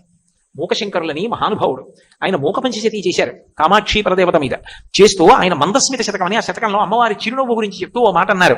హేరంబేచ గుహీచ హర్షభరితం వాత్సల్యమంకూరయన్ మారద్రోహిణి పూరుషే సహభువం ప్రేమాంకురం యంజయన్ ఆనమ్రేషు జనేషు పూర్ణ కరుణా వైదగ్ధ్యముత్తాలయ కామాక్షి స్మితమంజరీ తవ కథంకారం మయా కథ్యతే అన్నారు. అమ్మా హేరంబేచ, నీ పెద్ద కొడుకు పరమయోగ్యుడు, ఆయనకి లేని శక్తి ఏం లేదు, సమస్త విఘ్నములకు అధిపతి. పైగా తల్లి కొడుకు పుట్టినప్పుడు పెద్ద కొడుకు అనుకుంటుందట వీడు ఎప్పుడు మా ఆయన పక్క నుండి మా ఆయన మనస్సుకి శాంతి కల్పించాలి, అటువంటి కొడుకు అవ్వాలని కోరుకుంటుందట. విఘ్నేశ్వరుడు ఎప్పుడూ శివుడు పక్కన నుంచి ఉంటాడు, అందుకే హేరంబుడిని పేరు. పెద్ద కొడుకంత యోగ్యుడు కాబట్టి నువ్వు ఆదిశక్తివి, నీ దగ్గర సమస్తమైన శక్తులు ఉన్నప్పటికీ నువ్వు ఆ శక్తుల్ని నీ పెద్ద కొడుకు కోసం ఎందుకు ఉపయోగించక్కర్లేదు, కాబట్టి నీకు అవసరం లేదు. రెండోవాడు గుహేచ, సుబ్రహ్మణ్యుడు. గుహ అంటే ఏదో పర్వత గుహ అని అర్థం కాదు, ఆత్మగుహ. మహాజ్ఞాని అయి ఈశ్వర స్వరూపమై సమస్త భూతముల యందు వెలుగొందుతూ ఉంటాడు అటువంటి సుబ్రహ్మణ్యుడు, జ్ఞానజ్యోతి ఆయన. అటువంటి కొడుక్కి ఏం చేస్తావు? ఏమీ చెయ్యక్కర్లా. నువ్వు ఆదిశక్తివి, అన్ని శక్తులు నీ దగ్గర ఉన్నాయి, కానీ పెద్ద కొడుక్కి చేద్దామంటే ఏ ఉపకారం అక్కర్లా, ఆయన ఎంత గొప్పవాడు. పోనీ రెండో కొడుక్కి చేద్దామంటే ఆయనకి అవసరం లేదు, ఆయన అంత గొప్పవాడు. మరి ఇంకా పోనీ మీ ఆయనకి ఏమైనా చేసి పెడదామంటే ఆయన సామాన్యుడు కాడు. మారద్రోహిణి పూరుషే సహభువం ప్రేమాంకురం యంజయన్. ఏకంగా లోకంలో అందరూ పెళ్ళెందుకు చేసుకుంటారంటే కామాన్ని ధర్మంతో ముడియడానికి చేసుకుంటారు. మీ ఆయనకి కామమే లేదు, మన్మధుణ్ణి కాల్చేతో పారేశాడు. మరి అటువంటి వాడిని భర్తగా చేసుకున్నాం, ఇంకంతకన్నా గొప్పవాడు ఎక్కడ ఉంటాడు? మృత్యువుని చంపేశాడు యమధర్మరాజు గారిని, ఆ మన్మధుణ్ణేమో కాల్చేతో పారేశాడు. జనన మరణములకు కారకులైనటువంటి మన్మధుణ్ణి యముణ్ణి కాల్చింది చంపింది ఒక్క పరమశివుడే. కాబట్టి హేరంబేచ గుహీచ హర్షభరితం వాత్సల్యమంకూరయన్. నీ భర్త అంత గొప్పవాడు, కాముణ్ణి కాల్చాడు, యమధర్మరాజు గారిని చంపేశాడు. వక్షస్థలం మీద పాదం ఎత్తి తంతి విరుచుకుపడిపోయి చచ్చిపోయాడు. యముడంతటి వాడు, అందరినీ చంపే యముడు శివుడి చేతిలో చనిపోయాడు. వక్షస్థాడనమంత కస్య కఠినాపస్మార సంవర్ధనం భోభృత్పర్యటనం నమ శిరశిర కోటీర సంఘర్షణం కర్మీదం మృదులస్య తావక పదద్వంద్వస్య గౌరీపతే మచ్చేతోమణి పాదుకా విహరణం శంభో సదాంగీకురు అంటారు శంకరులు. అంతటి మహానుభావుడైనటువంటి పరమశివుడు నీకు భర్త. కాబట్టి భర్త కోసం నీ శక్తి ఉపయోగించక్కర్లా. మరి అమ్మ నీ దగ్గర ఉన్న శక్తి అంతా ఏం చేస్తావు? ఇద్దరు కొడుకులకి అక్కర్లేదు, మీ ఆయనకి అక్కర్లేదు, పోనీ నీకు అసలు అక్కర్లేదు, నువ్వు ఆదిశక్తివి. మరి ఎవరి కోసం ఉపయోగిస్తావు శక్తి అంతా? ఆనమ్రేషు జనేషు పూర్ణ కరుణా వైదగ్ధ్యముత్తాలయ. ఎవడైనా అమ్మా కామాక్షి అని ఇలా వంగుతాడేమో, అమ్మా అని పిలుస్తాడేమో అని చూస్తుంటుందంటే, ఎవడైనా అమ్మా అని రెండు చేతులు జోడించి నమస్కరిస్తే తన శక్తి పెట్టి అనుగ్రహిస్తుంది. అమ్మా నువ్వు అంత సంతృప్తి కలిగిన దానివి, నీకే కోరికలు లేవంటారు మూకశంకరులు. కాబట్టి ప్రపంచ గౌరీ సంతుష్ట, ఒక్క పాదం వేయాలంటే వ్యాసుల వారి హృదయం అలా ఉంటుంది. ఆవిడ ప్రశ్న వేస్తోంది. ప్రశ్న ఆవిడ కోసం కాదు, లోకానుగ్రహకాం యయా, లోకం కోసం అడిగింది. ఏమని అడిగింది అంటే యద్వ్రతం పావనం స్త్రీణాం పుత్ర సంపత్ ప్రదాయకం అంది. ఆవిడంది, ఓ శివ, లోకంలో ఉండేటటువంటి స్త్రీలు అంటే సువాసినులు ఏ వ్రతం చెయ్యాలి, ఏ వ్రతం చేస్తే వాళ్ళందరికీ కూడా సంతానము కలుగుట సంపద కలుగుట ఈ రెండూ జరుగుతాయి, ఏ వ్రతం అసలు సువాసినులైన వాళ్ళందరూ చెయ్యాలి, దయచేసి నాకు చెప్పవలసింది అంది. అంటే ఆవిడికి చెప్పడంగా లోకానికంతటికీ అది ప్రచారం కావాలి, లోకమంతా అనుగ్రహాన్ని పొందాలి, ఆ వ్రతం చేసి అందరూ కూడా అటువంటి అదృష్టాన్ని అందుకోవాలి. అది ఆవిడ హృదయం జగన్మాతగా. అందుకని ఆవిడ అడిగింది పరమశివుణ్ణి. ఆయన అన్నాడు, పార్వతి నువ్వు అడిగినటువంటిది చాలా ఉత్తమమైనటువంటి ప్రశ్న. వ్రతానాముత్తమం నామ సర్వ సౌభాగ్య కారణం. ఆయన మొట్టమొదటి ఆవిడ హృదయాన్ని గమనించి ఆయన అన్నాడు, ఏ వ్రతమాచరించినటువంటి కారణము చేత సౌభాగ్యము చెక్కు చెదరదో. సౌభాగ్యం అంటే ఐదవతనం అంటే 5 ధరించడానికి అధికారమును పొంది ఉండడం. ఏమిటవి? మంగళసూత్రం, చేతులకు గాజులు, కాళ్ళకి మంజీరములు, కొప్పులో పువ్వులు, పాపట తిలకధారణ, ఇలాంటి ఐదోతనానికి సంబంధించినటువంటి విశేషములు ధరించడానికి అధికారమును పొంది ఉండేటటువంటి స్థితి కోల్పోకుండా బతికున్నంత కాలం పసుపు కుంకాలతో ఉండడానికి ఈ వ్రతము ఆధారమై ఉన్నది. సర్వ సౌభాగ్యకారణం, ఇది సర్వ సంపత్కరం, శీఘ్రం పుత్రపౌత్ర ప్రవర్ధనం. ఈ వ్రతాన్ని ఆడవాళ్లు చేసినటువంటి కారణం చేత ఏమవుతుందంటే భర్తకి ఆయువు నిలబడుతుంది. 2, ఇది సమస్తమైనటువంటి సంపదలు కలగడానికి కారణమవుతుంది. 3, పుత్ర పౌత్ర ప్రవర్ధనం. మాటలో అందం మీరు గమనించాలి. పుత్ర, ఒక వయస్సులో కొడుకుని కోరుకుంటాడు, వంశాభివృద్ధి జరగాలి కాబట్టి. కూతురు వద్దని అనరు, కూతురు ఉండాలి, లేకపోతే 2 వంశాలు ఎలా తరిస్తాయి? దశ పూర్వేషాం దశాపరేషాం, పరితరాలటు పరితరాలు ఇటు ఎలా తరిస్తాయి కన్యాదానం చేయకపోతే? ఆడపిల్ల ఉండాలి, కానీ తన వంశం నిలబడడానికి కొడుకు ఉండాలి. కాబట్టి పుత్ర పౌత్ర ప్రవర్ధనం, ఒక వయస్సులో కొడుకు ఉండాలని కోరుకోవాలి. 70 ఏళ్ళు వచ్చిన ఆవిడ కూడా చేసుకునేటప్పుడు పుత్రుడు కావాలని ఎందుకు చేస్తుంది? పౌత్ర ప్రవర్ధనం అంటే మనవలు కావాలని చేస్తుంది. అప్పుడు మనవలు కావాలి, ఇంకా పెద్దదైతే ముని మనవలు కావాలి, ఇంకా పెద్దదైతే ఇనుమనవలు కావాలి. అన్నిటికన్నా ముందేం కావాలి? సౌభాగ్యం కావాలి. సౌభాగ్యాన్ని, సంపత్తిని పుత్ర పౌత్ర ప్రవర్ధనము చెయ్యగలిగినటువంటిది. అంటే బాగా జ్ఞాపకం పెట్టుకోండి, ఓ శ్లోకం ఉంటుంది, త్రితలం త్రిగుణాకారం త్రినేత్రం చ త్రియాయుషం త్రిజన్మ పాప సంహారం ఏక బిల్వం శివార్పణం అని. ఒక్క బిల్వాన్ని శివుడి మీద వేస్తే త్రియాయుషం, 3 ఆయుర్దాయాలు చూస్తాడు. ఏమిటి ఆయుర్దాయాలు అంటే? బాల్యము, కౌమారము, యవ్వనము, 3టిని చూస్తాడు. త్రియాయుషం అంటే ఏ ఆయుషంలో నిలబడ్డాడు? ఇప్పుడు వార్ధక్యం అంటే అపమృత్యు దోషం లేకుండా నువ్వు వృద్ధుడవైపోయే వరకు ఆరోగ్యంతో బతికుండడానికి కారణం ఒక్క మారేడు గలం శివుడి మీద వేయడం. అలా పుత్ర పౌత్ర ప్రవర్ధనం అంటే కొడుకు పుడతాడు కొత్తగా పెళ్ళైన పిల్లకి, ఆ వ్రతం అలా చేస్తే కొడుకు పుట్టించాడు కదండి, వ్రతం ఎందుకు అనకూడదు. ఆ పిల్లవాడు పెద్దవాడు అవుతాడు, ఆ పిల్లవాడు యశోవంతుడు అవుతాడు, ఆ పిల్లవాడు మంచి ఉద్యోగం సంపాదిస్తాడు, కోడలు వస్తుంది. ఇన్నాళ్ళు వరలక్ష్మి వ్రతం చేసిన ఫలితం ఏమిటో తెలుసా? నువ్వు ఒక శ్రావణ శుక్రవారం నాడు శ్రావణ పట్టి పట్టుకుని వెళ్ళి కోడలకి ఇస్తావు, ఇచ్చి కోడలతో వరలక్ష్మి వ్రతం చేయిస్తావు పెద్దరికతో. అప్పుడు కూడా పక్కన కూర్చొని చేసుకుంటుంది అత్తగారు. చేసుకుంటే పౌత్ర ప్రవర్ధనం, ఆ తర్వాత కొడుకు పుడతాడు, మనవణ్ణి చూస్తావు, తర్వాత ముని మనవణ్ణి చూస్తావు. ఇన్ని ఇవ్వగలిగినది ఏదో తెలుసా పార్వతి? అదే వరలక్ష్మి వ్రతం నామ వ్రతమస్తి మనోహరం. వరలక్ష్మీ వ్రతం అనబడేటటువంటి ఈ వ్రతం ఉన్నదే, ఇది పరమ మనోహరమైనటువంటి వ్రతం. చాలా అందంగా ఉంటుంది పార్వతి, ఏం కఠినంగా ఏం ఉండదు. అది చేయడం ఏదో కష్టంతో కూడుకున్నది కాదు. అసలు ఆ వ్రతం వస్తోంది అంటే ఆ వ్రతం చెయ్యడానికి ముందు నుంచి పూర్వాంగం అంటే శుక్రవారం నాడు వ్రతం చేసుకోవాలి అంటే గురువారం నుంచి చేసే పనులన్నీ ఎంత సంతోషదాయకంగా ఉంటాయో తెలుసా? మనోహరం. చేసుకునే వాళ్ళకి కాదు, ఇంట్లో చూసే వాళ్ళకి సంతోషంగా ఉంటాయి. ఎంత ఆనందంగా ఉంటుందో ఆ వరలక్ష్మీ వ్రతం పార్వతి. అంటే మీరు ఇక్కడ ఒక్కటి గమనించండి, ఏమండి మేమేమో మంచి వ్రతం ఏమిటి ఆడవాళ్ళందరూ అభ్యున్నతి పొందడానికని అడిగానా? అడిగింది నేనా? నేను పనికిరాలేదా? నా వ్రతం ఏమీ లేదా? లక్ష్మీదేవి వ్రతమే చెప్పాలా మీరు? విష్ణుమూర్తి వెళ్ళం పనికొచ్చిందా అని పార్వతీదేవి అందా? అనదు. ఎందుకో తెలుసా? తత్వత వాళ్ళందరూ ఒకటే. లక్ష్మీ పార్వతీ సరస్వతి ఇన్నుండవు. గీర్దేవతైతి గరుడధ్వజ సుందరీతి శాకాంబరీతి శశిశేఖర వల్లభేతి సృష్టి స్థితి ప్రళయకీలిషు సంస్థితాయై తస్మై నమస్త్రిభువనైక గురోస్తరుణ్యై అన్నారు శంకరాచార్యుల వారు కలకధారాస్తవంలో. అమ్మా నువ్వే పార్వతి, నువ్వే లక్ష్మి, నువ్వే సరస్వతి, నువ్వే శాకాంబరి అన్నారు. ప్రత్యక్షమైంది. శంకరుడు చెప్పింది అబద్ధం అయితే లక్ష్మీదేవి ఎందుకు ప్రత్యక్షం అవుతుంది? ఒక్కటి గుర్తుపెట్టుకోండి, ఒక్క కలెక్టర్ గారు ఏం చేస్తాడంటే ఓ ప్యాంటు షర్టు టక్ చేసుకుని కారులో దిగి తన సీట్లో కూర్చుని ఫైల్స్ సంతకం పెడతాడు. అదే కలెక్టర్ గారు డిస్ట్రిక్ట్ మెజిస్ట్రేట్ గా ఓ కోట్ వేసుకుని దర్బార్ తీర్చి కోర్టులో కూర్చుని డిస్ట్రిక్ట్ మెజిస్ట్రేట్ గా కూర్చుంటాడు. అదే కలెక్టర్ గారు ఒక ఆఫీసులోకి వెళ్ళి ఫైల్స్ చూసి సీల్ చేస్తాడు. అదే కలెక్టర్ గారు ఒక అగ్ని ప్రమాదం జరిగితే ఆదుకుంటాడు. అదే కలెక్టర్ గారు పొలం లేక బాధపడుతున్న వాడికి 2 ఎకరాలు బంజరు భూమి ఇస్తాడు. అదే కలెక్టర్ గారు అల్లలు జరుగుతుంటే ఫైర్ అంటాడు, కాల్ చేయండి అంటాడు. ఇన్ని అధికారాలు ఉన్న కలెక్టర్ ఒక చోట కూర్చుంటే మెజిస్ట్రేట్, ఒక చోట కూర్చుంటే కలెక్టర్, ఒక చోట కూర్చుంటే ఇన్స్పెక్టింగ్ ఆఫీసర్, ఇన్నిగా ఒకడే మారిపోతున్నట్టు ఆ తల్లియే మీకు చదువు ఇవ్వాలని అడిగితే తెల్లబట్ట కట్టుకొస్తుంది, ఆ తల్లి శక్తి కావాలని అడిగితే ఎర్రబట్ట కట్టుకొస్తుంది, ఆ తల్లి డబ్బు కావాలంటే పచ్చబట్ట కట్టుకొస్తుంది. ఈ కోటేశ్వరరావే ఇప్పుడు పంచ కట్టుకున్నాడు, ఈ కోటేశ్వరరావే రేపు సూర్యాపేట విడిచిపెట్టి వెళ్ళిపోయేటప్పుడు ప్యాంట్ వేసుకుని వెళ్ళిపోవచ్చు. అంత మాత్రం చేత వాడు కోటేశ్వరరావు కాకుండా పోతాడా? బట్టబట్టి కోటేశ్వరరావు కాడు. ఎప్పుడు ఏ కర్మ చేస్తున్నాడో ఆ కర్మకి తగిన బట్ట కట్టుకుంటాడు అంతే తప్ప, అది ధర్మం తప్ప బట్ట మారినంత మాత్రం చేత కోటేశ్వరరావు కాకుండా మాత్రం పోడు. అలా ఎప్పుడూ ఆవిడ పరదేవత, కానీ ఆవిడ కట్టుకున్న బట్ట బట్టి మనకిచ్చే కోరికలు ఉంటాయి. అటువంటి తల్లి వరలక్ష్మి గురించి చెప్తున్నాడు, పరమశివుడు అంటే పార్వతి గురించి చెప్పట్లేదు అనేది అని అర్థం కాదు. వాళ్ళందరూ ఒకటే.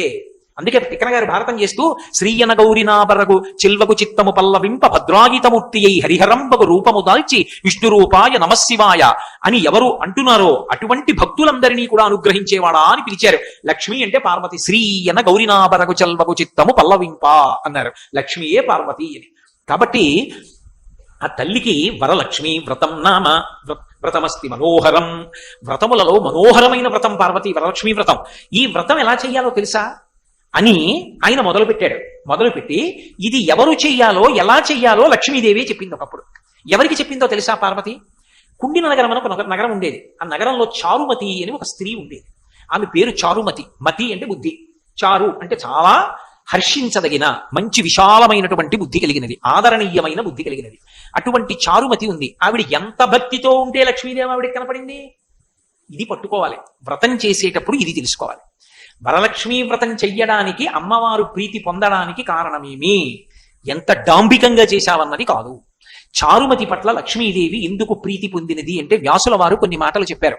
పతిభక్తిరత సాధ్వి, ఆమె శ్వశురయోర్ముద కళావతి సావిదుషి సతతం మంజుభాషిణి, ఇవి చెప్పారు. ఇందుకు కనపడింది లక్ష్మీదేవి కల్లో. ఏంటి ఆవిడ? పతిభక్తిరత, ఆమె విశేషమైనటువంటి పతిభక్తి కలిగిన సాధ్వి. సాధ్వి అంటే పతివ్రత. ఈ దేశానికి ఉన్న గొప్పతనం ఏమిటంటే పురుషులు కొన్ని వేల సంవత్సరములు అన్నిటినీ విడిచిపెట్టి తపస్సు చేస్తే భగవంతుణ్ణి పొంది ఎంత శక్తి పొందారో, భర్తయే దైవము అని చెప్పి తన ధర్మాన్ని పాటించిన ఆడవాళ్లు కూడా అంత శక్తిని పొందారు. దాన్ని పతివ్రతా ధర్మము అని పిలుస్తారు. ఇక్కడ మీరు ఒక్క విషయం, సున్నితమైన విషయాన్ని గుర్తుపెట్టుకోవాలి. ధర్మము, ధర్మ రహస్యము, ధర్మ సూక్ష్మము చాలా సున్నితంగా ఉంటాయి. ధర్మము దేన్ని బట్టి ఉంటుంది అంటే ధర్మము అవతల వారిని బట్టి ఉండదు. ధర్మము నా వైపు నుండి ఉంటుంది. ఇప్పుడు నేను పితృధర్మాన్ని పాటించాలి. తండ్రిగా నా ధర్మం నేను చెయ్యాలి. నా కొడుకు మంచివాడు కాడనుకోండి, ఎప్పుడు నాన్నగారు డబ్బు ఇవ్వండి, నాన్నగారు డబ్బు ఇవ్వండి నన్ను తినేసే కొడుకు అనుకోండి. పరమేశ్వరుడు దయవల్ల నా కొడుకు అటువంటి వాడు కాడు. కానీ మీ మీద ఉదాహరణ పెడితే మీరు బాధపడతారని నా మీద నేను పెట్టుకోవడం. అయినా కూడా పితృధర్మం అంటే నేను తండ్రిగా వాడు వృద్ధిలోకి రావడానికి, వాడు భగవంతుడి దయవల్ల మంచి బుద్ధి పొందాలని నేను ఎప్పుడూ కోరుకుంటూ ఉండాలి. తప్ప నా కొడుకు మంచివాడు కాదు కాబట్టి నేను మంచివాడు కాకుండా పోతానంటే అనకూడదు. లోకంలో ఎవడో లంచం తీసుకున్నాడు కాబట్టి నీ లంచం తీసుకున్నాను అనకూడదు. లోకంలో ఎవడో నిష్కారణంగా నింద చేయడం మొదలెట్టాడు కాబట్టి నేను నింద చేస్తానని ఆవేశపడకూడదు. ఎందుచేతనో తెలుసా? దానికి ఒక లక్షణం ఉంటుంది. శిశుపాలుడు కృష్ణుడిని 100 సార్లు తిట్టాడు. పడ్డప్పుడల్లా ఎవరు తిట్లు పడ్డట్టు కనపడ్డాడు? శిశుపాలుడు ఒకటో మాట తిట్టాడు. ఎవరు పడ్డాడు? ఎవరు తిట్టాడు? కృష్ణుడు పడ్డాడు, శిశుపాలుడు తిట్టాడు. రెండో మాట శిశుపాలుడు తిట్టాడు, కృష్ణుడు పడ్డాడు. మూడో మాట శిశుపాలుడు తిట్టాడు, కృష్ణుడు పడ్డాడు. 99 సార్లు పడ్డవాడిలా కృష్ణుడు, తిట్టినవాడిలా శిశుపాలుడు కనపడ్డాడు. 100వ మాట అయ్యాక భారతంలో అలా ప్రవర్తించకని తెలిసి వచ్చే కథ అయింది. అవునా? దేనికైనా హద్దు ఉంటుంది. హద్దు దాటితే ఇలా ఉంటాయని చూపిస్తుంది ఇతిహాసం. అలాగే ధర్మం అనేటటువంటిది ఎప్పుడూ కూడా అవతల వారిని బట్టి ఉండదు, మనని బట్టి ఉంటుంది. నేను కొడుకైతే మా నాన్నగారు అమ్మగారు నాకు ఆస్తి ఇస్తారా, ఆస్తి ఇవ్వరా, లేకపోతే ఆయన సంపాదించిందంతా ఏమైనా మఠాలకు ఇస్తున్నాడా, గుళ్ళకి ఇస్తున్నాడా, దాన్ని బట్టి నేను గౌరవిస్తాననకూడదు. తల్లిదండ్రులు కాబట్టి నువ్వు గౌరవించి తీరాలి. నేను ఉద్యోగిని కాబట్టి నా సంస్థని నెత్తి మీద పెట్టుకుని పూజించాలి. నా అన్నపానాలకు అది ఆధారమైంది కాబట్టి. నా అధికారి కనపడ్డాడు అనుకోండి, నేను ఎక్కడ ఉద్యోగం చేస్తున్నానో ఆ ఉద్యోగం చేస్తున్న చోట నా అధికారి కనపడ్డాడు అనుకోండి, ఉత్తరక్షణంలో నేను ఆయనకి ముందు నమస్కారం చేయాలి. ఎందుకని? ఆయన విశ్వాంశ సంభూతులకున్నాడు. ఆయన విశ్వాంశ ఎందు ఉన్నాడు కాబట్టి అక్కడ కూర్చున్నాడు, కుర్చీలో కూర్చుని ఉన్నాడు కాబట్టి ముందు నమస్కారం నేను చేయాలి. ముందు రోజు సాయంకాలం నాకు జరిగిన సత్కారంలో ఆయనే వచ్చి నాకు పొలదండేసినా మర్నాడు నేను కార్యాలయానికి వెళ్ళినప్పుడు ముందు నమస్కారం నేను చెయ్యాలి. ఎందుకని? ధర్మం అప్పుడు ఉద్యోగిగా నా ధర్మం. ధర్మము మన వైపు నుంచి ఎడుతుంది, అంతేగాని అవతల వారు ఎటువంటి వారు అన్న దాన్ని బట్టి ధర్మం ఉండదు. పతివ్రత, పతిభక్తి రత సాధ్వి అన్న మాటకు అర్థం ఏంటంటే వాళ్ళు ఆయన మంచివాడు కాబట్టి ఆవిడ అలా ఉందండి అని తీర్మానం చేయకూడదు. ఆయన ఎటువంటి వాడైనా ఆవిడ పతిని దైవంగానే చూసింది, తన ధర్మం తాను నెరవేర్చింది. అందుకే పతివ్రతల కథలు చదువుతుంటే కొంచెం ఇలా ఉంటుంది ఏమిటండి, అలా ఉంటారా ఎక్కడైనా, మరీ అతిగా వ్రాశారేమో అనిపిస్తుంది. సతీ సుమతి కుష్ఠరోగంతో ఉన్న భర్తకంత సేవ చేస్తే ఆవిడెవరినో ఒక వేశ్యని చూశాను, నా మనసు తగులుకుంది, నేను నడవలేను కదా, నన్ను బుట్టలో పెట్టి తీసుకెళ్లి ఆవిడతో రమిస్తానన్నాడు. ఆవిడ బుట్టలో పెట్టి తీసుకెళ్ళింది సతీ సుమతి. తీసుకెళ్తుంటే కొరత వేసినటువంటి ఋషికి ఆయన శరీరం తగిలింది, చెయ్యో కాలో తగిలితే ఆయన శూలం గట్టిగా గుచ్చుకుంది. ఆయన అన్నాడు తెల్లవారేటప్పటికి చచ్చిపోతా ఉన్నాడు. వెంటనే సతీ సుమతి ఏం చేసిందంటే అసలు తెల్లవారకుండా చేసేస్తున్నాడు, సూర్యుడు ఉదయించడం. ఇప్పుడు ఈ కథని చెప్పాను అనుకోండి, మీరంటారు నీ మొహం ఏదో చెప్పాలి కాబట్టి చెప్తున్నావు కానీ వాడి ఏమిటిరా, కుష్ఠరోగం ఏమిటి, ఆవిడ మహాతల్లి అన్నం పెట్టి అంతా పోషిస్తుంటే వీడికి మళ్ళీ వేశ్య కావలసి రావడం ఏమిటి, వీడు బుట్టలో పెట్టి పట్టుకెళ్ళడం ఏమిటి, ఏమన్నా అర్థం ఉందా, ఇలాంటి కథలు చెప్పచ్చా నువ్వు అంటారు. కానీ ధర్మం అలాగే ఉంటుంది. ధర్మము మన వైపు నుండి ఉంటుంది. అందుకు ఆవిడ చరిత్రలో మిగిలిపోయింది. వాడు అలాంటి వాడు కాబట్టి నేను వదిలేసిపోతున్నానంటే కథ ఎందుకు, ఆవిడ ఎందుకు ఆదర్శమూర్తి అవుతుంది, ఆవిడ కథ ఎందుకు చెప్పుకుంటాం. ధర్మము నా వైపు నుండి, ఆయన ఎటువంటి వాడు నేను తీర్పు చెప్పను, ఆయన నాకు దైవం, ఆయన సేవనే చేస్తున్నానంతే. ఇప్పుడు ఆవిడ తరించిపోయింది. ఇది ధర్మమునందు ఉండేటటువంటి సూక్ష్మం. అవతలవాడి బట్టి నువ్వు కదలకూడదు, నువ్వుగా కర్తవ్య నిర్వహణ చెయ్యాలి. కాబట్టి ఆవిడ పతిభక్తి రత సాధ్వి. వాళ్ళ ఆయన గురించి ఎక్కడైనా ఉందా ఆ కథలో? వాళ్ళ ఆయన ఎటువంటి వాడో చెప్పారా? చెప్పలేదు. కానీ విశాల హృదయంతో మనం ఏమనుకోవాలంటే ఆయన చాలా మంచివాడని చెప్పాలి. వ్యాసుల వారు అంతకన్నా భిన్నంగా చెప్పలేదు కాబట్టి. కానీ ఒకవేళ ఆయన మంచివాడు కాకపోయినా చారుమతి మాత్రం ఆయన్నే దైవంగా చూసింది. ఎందుకంటే ధర్మం అన్న మాట ఒకటి ఉంది కాబట్టి. పతిభక్తి రతాసాత్వి, పతిని దైవముగా చూస్తే స్త్రీ ఏమవుతుంది అన్నారు, పతివ్రత అవుతుంది. పతివ్రత అయితే ఏమవుతుంది అంటే కొన్ని వేల సంవత్సరములు తపస్సు చేసిన వాడికి ఏ శక్తి వచ్చేస్తుందో పతివ్రతకు అదే శక్తి వస్తుంది. రామాయణంలో అయోధ్యకాండలో రామచంద్రమూర్తి లక్ష్మణస్వామితో సీతమ్మతో వెళ్ళిపోతూ అత్రి మహర్షి ఆశ్రమానికి వెళ్ళారు. వెళ్ళి అత్రి మహర్షికి నమస్కారం చేస్తే అత్రి మహర్షి నవ్వి అన్నాడు, రామ అత్రి మహర్షి ఆశ్రమం ఎక్కడ అడిగావా ఏమి? ఇక్కడ ఎవరికి తెలియదు అత్రి మహర్షి ఆశ్రమం అంటే. అనసూయమ్మ ఆశ్రమం ఎక్కడ అడుగు ఎవరైనా చెప్తారు, మా ఆవిడ అంత గొప్పదో అంటే. ఆయన భార్యని పొగుడుతున్నాడని కాదు దాని అర్థం. ఎందుచేతనో తెలుసా? ఆవిడ మహాపతివ్రత అయి అత్రి మహర్షిని అనుగమించింది. అనుగమిస్తే ఆవిడ ఏ శక్తి పొందిందో తెలుసా? ఆ మహాతల్లి కొడుకే దత్తాత్రేయుల వారు. ఆవిడ ఎంత శక్తిని పొందేసిందంటే అనసూయమ్మ, సతీ సుమతికి తెల్లవారితే భర్త చచ్చిపోతాడు, కొరత వేయబడ్డ మహర్షి మాండవ్య మహర్షి శాపం ఇచ్చాడు. అందుకని తెల్లవారు సూర్యోదయం అవుతుంది, నా భర్త పడిపోవడానికి వీల్లేదు, నా ఐదోతనం పోవడానికి వీల్లేదని సూర్యోదయం అయిపోయింది. దేవతలందరూ బ్రహ్మగారి దగ్గరికి వెళ్ళారు. అయ్యో సూర్యోదయం అవ్వట్లేదు, సూర్యోదయం అవ్వకపోతే సంధ్యావందనాలు లేవు, పూజలు లేవు, ప్రమాణం లేదు, కాలం నరకలేదు, ఆగిపోయింది. అందుకని ఎలా అన్నారు? ఆయన 4 తలలు ఓసారి పట్టుకుని అన్నాడు, ఇది నా వల్ల తెగదు, ఈవిడికి నచ్చ చెప్పగలిగింది. ఎందుకని ఆవిడ భర్తకు సంబంధించిన వ్యవహారం అది. అది మాట్లాడాలంటే ఇంకో పతివ్రత మాట్లాడాలి. అనసూయమ్మ దగ్గరికి వెళ్ళండి అన్నాడు. దేవతలందరూ అనసూయమ్మ దగ్గరికి వెళ్ళారు. అనసూయమ్మంది, ఎవరా మాట అంది సూర్యుడు ఉదయించకూడదని? సుమతి ఎందుకంది? సూర్యుడు ఉదయిస్తే ఆవిడ భర్త పోతాడు. ఓ అలాగా. ఆవిడ వచ్చింది, సుమతి సూర్యుడు ఉదయించడానికి అంగీకరించండి. ఆవిడందమ్మా నమస్కారం, కానీ నా భర్త శరీరం పోతుంది. ఆవిడంది ఎందుకు పోతుంది? సూర్యోదయం అవుతుంది, మీ ఆయన పోతాడు, అంతే కదా, నేను బతికిస్తాను, నా పాతివ్రత్యం ఉదయించమని. సుమతి అంగీకరించింది, సూర్యుడా ఉదయించు అంది. సూర్యోదయం అయింది, సుమతి భర్త శరీరం వదిలేడు. అనసూయమ్మ తన పాతివ్రత్య శక్తి చేత మళ్ళీ బతికించింది. మహాతల్లి దగ్గరికి బ్రహ్మ విష్ణు మహేశ్వరుడు వచ్చారు. ఆవిడ పాతివ్రత్యం యొక్క వైభవాన్ని లోకానికి చాటి చెప్పడానికి పరీక్షలు చేయరు, లోకానికి తెలియాలని. వచ్చి ముగ్గురు భోజనానికి కూర్చున్నారు. అన్నం పెట్టమ్మా, నీ చేతి అన్నానికి వచ్చామన్నారు. తప్పకుండా పెడతాను, విస్తళ్ళు వేసింది, వడ్డించింది. అత్రి మహర్షి అక్కడే నించున్నారు. వాళ్ళు అన్నారు, ఆవిడ్ని పరీక్ష, ఆవిడ యొక్క గొప్పతనం లోకానికి చెప్పాలని, అంతేగాని అర్థం లేని కోరికలు కోరుతారనుకోకూడదు ఎప్పుడు.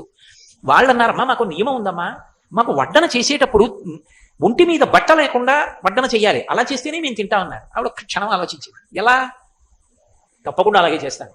ఆ నీళ్లు తీసి ముగ్గురి మీద చల్లింది. ఎవరు? బ్రహ్మ విష్ణు మహేశ్వరులు వాళ్ళు. ఆ ముగ్గురి మీద చల్లితే పసిబిడ్డలై పీటల మీద పడుకున్నారు. ఆవిడ వాళ్ళు ఏ నియమం చెప్పారో నియమం ప్రకారం వడ్డించింది. వడ్డించి తాను బొట్ట కట్టుకుని నిలబడి మళ్ళీ నీళ్ళు చల్లింది.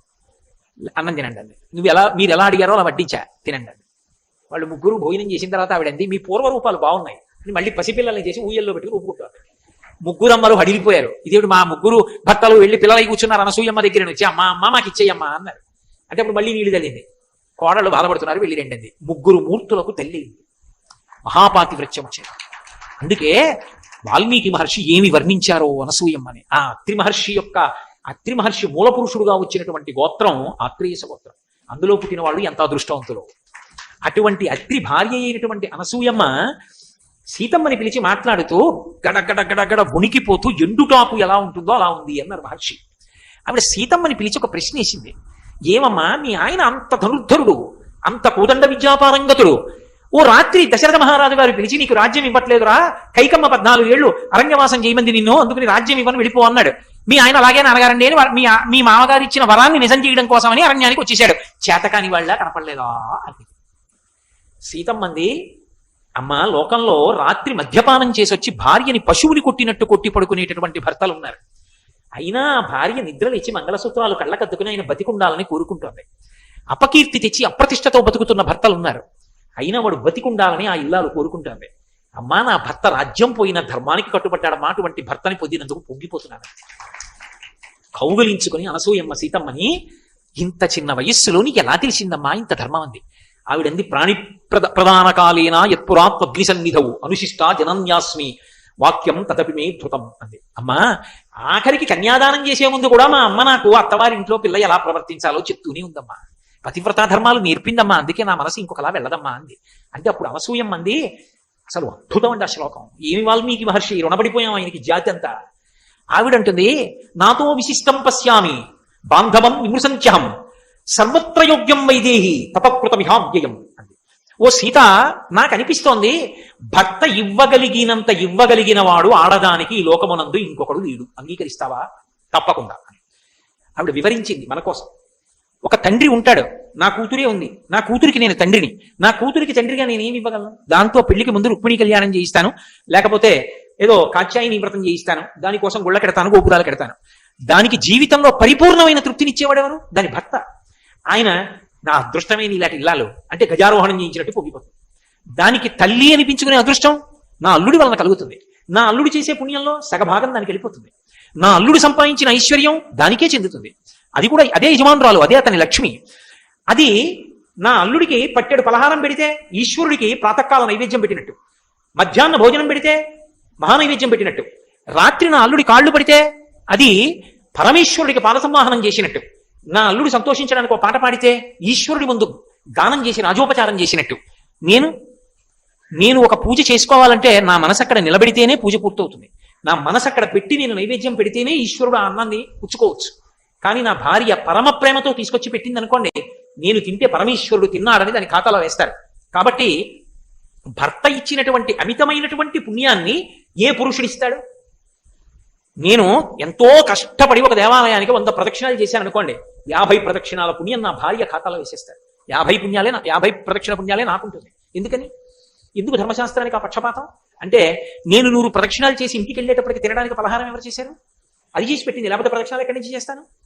నేను కార్యాలయానికి వెళ్ళి తిరిగి వస్తే మధ్యాహ్నం కమ్మటి భోజనం ఎవరు పెట్టారు? అది పెట్టింది. అది క్షేత్రంగా లేకపోతే నా వంశం ఎక్కడ వృద్ధిలోకి వచ్చింది? నా కామాన్ని ధర్మంతో ముడిపడడానికి అది క్షేత్రమైంది. అటువంటి భార్యకి నీ పుణ్యంలో సగభాగం వెళ్ళిపోతోందండి. భర్త పుణ్యాత్ముడు భగవద్భక్తుడు అయితే అసలు నిజానికి భర్త కన్నా ఎక్కువ పుణ్యం ఎవరి ఖాతాలోకి వెళ్ళిపోతుందంటే భార్య ఖాతాలోకి వెళ్ళిపోతుంది. ఆవిడ భర్తది సగం పుణ్యం ముచ్చుకొని ఆవిడ శ్రీరామ శ్రీరామ శ్రీరామ అందనుకోండి, ఆ పుణ్యం ఆవిడికి. ఎందుకంటే ఆవిడ నీకు పనులన్నీ చేసి పెట్టి శ్రీరామ అనుకుని వాళ్ళు అందులో సగం నీకెందుకు ఇవ్వరు? ఆవిడికే ఇస్తారు. కాబట్టి భర్త ఇచ్చినంత ఎవరిస్తారు? ఆయన ఉన్నాడు, ఐదోతనం ఆయన ఉన్నాడంతే. అందుకే అమ్మయ్య సువాసిని ఎదురొచ్చిందండి, బయలుదేరండి, గబగబ బయలుదేరండి, ఎంత అదృష్టం ఆవిడ ఎదురొచ్చారు అంటారు అంతే. ఆవిడ గయ్యాలిదా ఏమిటి అనవసరం, ఆవిడ సువాసిని చాలు. ముత్తైదు అబ్బా మంచి శకునం అండి, అమ్మా మహాతల్లి పార్వతీదేవిలో వచ్చారు, రండి రండి రండి అంటారు. ఆవిడ ఇంటికి వచ్చింది, కాస్త కుంకం పెడతారు, మా అమ్మవారిలో వచ్చిందండి దీపం పెట్టగానే అంటారు. ఆయన ఉన్నాడు, ఆవిడికి అంత గౌరవం వచ్చింది. అందుకే ఆవిడంది అనసూయమ్మ, సర్వత్ర యోగ్యం వైదేహి తపకృత విహాంవ్యయం. అపారమైన తపస్సు చేసినటువంటి వాడి యొక్క తపస్సు ఆయనలోనే ఎలా ఉంటుందో అలా భర్తకి ఉపచారములు చేస్తూ పరమ ప్రీతితో భర్తని అనువర్తించినటువంటి స్త్రీ యందు పతివ్రత ధర్మము ప్రకాశించి అంత తపశ్శక్తి వెళ్ళిపోతుంది ఆడదానికి. లోకంలో సనాతన ధర్మంలో ఎంతమంది పతివ్రతలు లేరు. సీతమ్మన్లా ఏమనుకుంటున్నావు?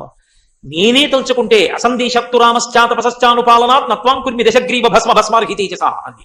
బూడిద చేసేస్తా 10 తలల పురుగా. రాముడు చెప్పలేదని వదిలేసి ఆ పతివ్రతని ఆయన చెప్పంది చేయనంది. కాబట్టి పతివ్రతా ధర్మం అంత గొప్పది. అంటే ఏది చేస్తున్నా అని ఏమి ఆలోచిస్తుందంటే, నేను ఈ పని చేస్తే నా భర్త కీర్తి పోతుందా, అదొక్కటే తప్ప ఇంకొకటి ఆలోచించదు. అలా ఉన్న స్త్రీ ఎవరో, అలా భర్తని దైవంగా చూసి అనుగమించిన స్త్రీ ఎవరో ఆమె పతివ్రత. కాబట్టి పతిభక్తిరత సాధ్వి శ్వశ్రు శ్వశురయోర్ముదా. ఏమిటి చారుమతికి ఉన్న గొప్పతనం? శ్వశ్రు శ్వశురయోర్ముదా. ఆమె ఇంట్లో తిరుగుతుంటేట అత్తమామలు ఎంత సంతోషపడిపోతూ ఉంటారోట. ఎందుకనంటే మామగారికి అత్తగారికి కోడల్ని చూసుకుంటే అంత మురిపెట్ట, ఎక్కడ పిల్లో మా కడుపున పుట్టిందా, ఎక్కడో పుట్టింది, అన్ని వదిలి మా అబ్బాయి చేయి పట్టుకుని వచ్చింది. ఎంత ప్రేమగా పిలుస్తుంది, మామయ్య గారండి కాఫీ తాగుతారా, మామయ్య గారండి కొంచెం పాలు తాగండి, మామయ్య గారండి ఎప్పుడు తిన్నారు, 2 గంటలు 2.5 గంటలు మాట్లాడి వచ్చారు, తాగండి కాసిన పాలు తాగండి, తర్వాత తిందుకు పలహారం. కడుపు నిండిపోతుంది మామగారికి. 70 ఏళ్ళు బతికే మామగారు 80 ఏళ్ళు బతికాడంటే కోడల వల్ల బతుకుతాడు. నాకు కొన్ని కుటుంబాలు తెలుసు. ఎంత విచిత్రం అంటే, చిత్తూరులో ఒక కుటుంబం ఉంది నాకు తెలిసిన కుటుంబం, వీరభద్రరావు గారిని. తల్లి అంటే ప్రాణం పెట్టి చూశాడు బతికున్నన్నాళ్ళు. ఆ తల్లి నిజంగా ఆయన భార్య 2 చేతులు ఎత్తి నమస్కారం చేయాలి, అంతటి మహాపతివ్రత. ఆ తల్లి, ఆ వీరభద్రరావు గారి తల్లి శరీరం విడిచిపెట్టేస్తూ ఆవిడికి ఏమి జ్ఞాపకం లేవు. కొడుకులు వెళ్ళి అమ్మా అమ్మా అని పిలిస్తే ఇలా చూసింది. కోడలు వచ్చి అత్తయ్య గారు అంది, పేరు పెట్టి పిలిచి, ఏమిటి ఇదంత ఎక్కువగా ఉంది చీకటిగా అంది.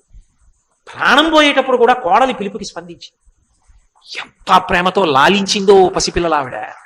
ఒక్కొక్క కుటుంబం నాకు తెలిసి తూర్పుగోదావరి జిల్లాలోనే ఆయన భార్యని, అంటే ఒక ఆయన కోడల్ని పురిటికి తీసుకెళ్ళడానికి వచ్చారు.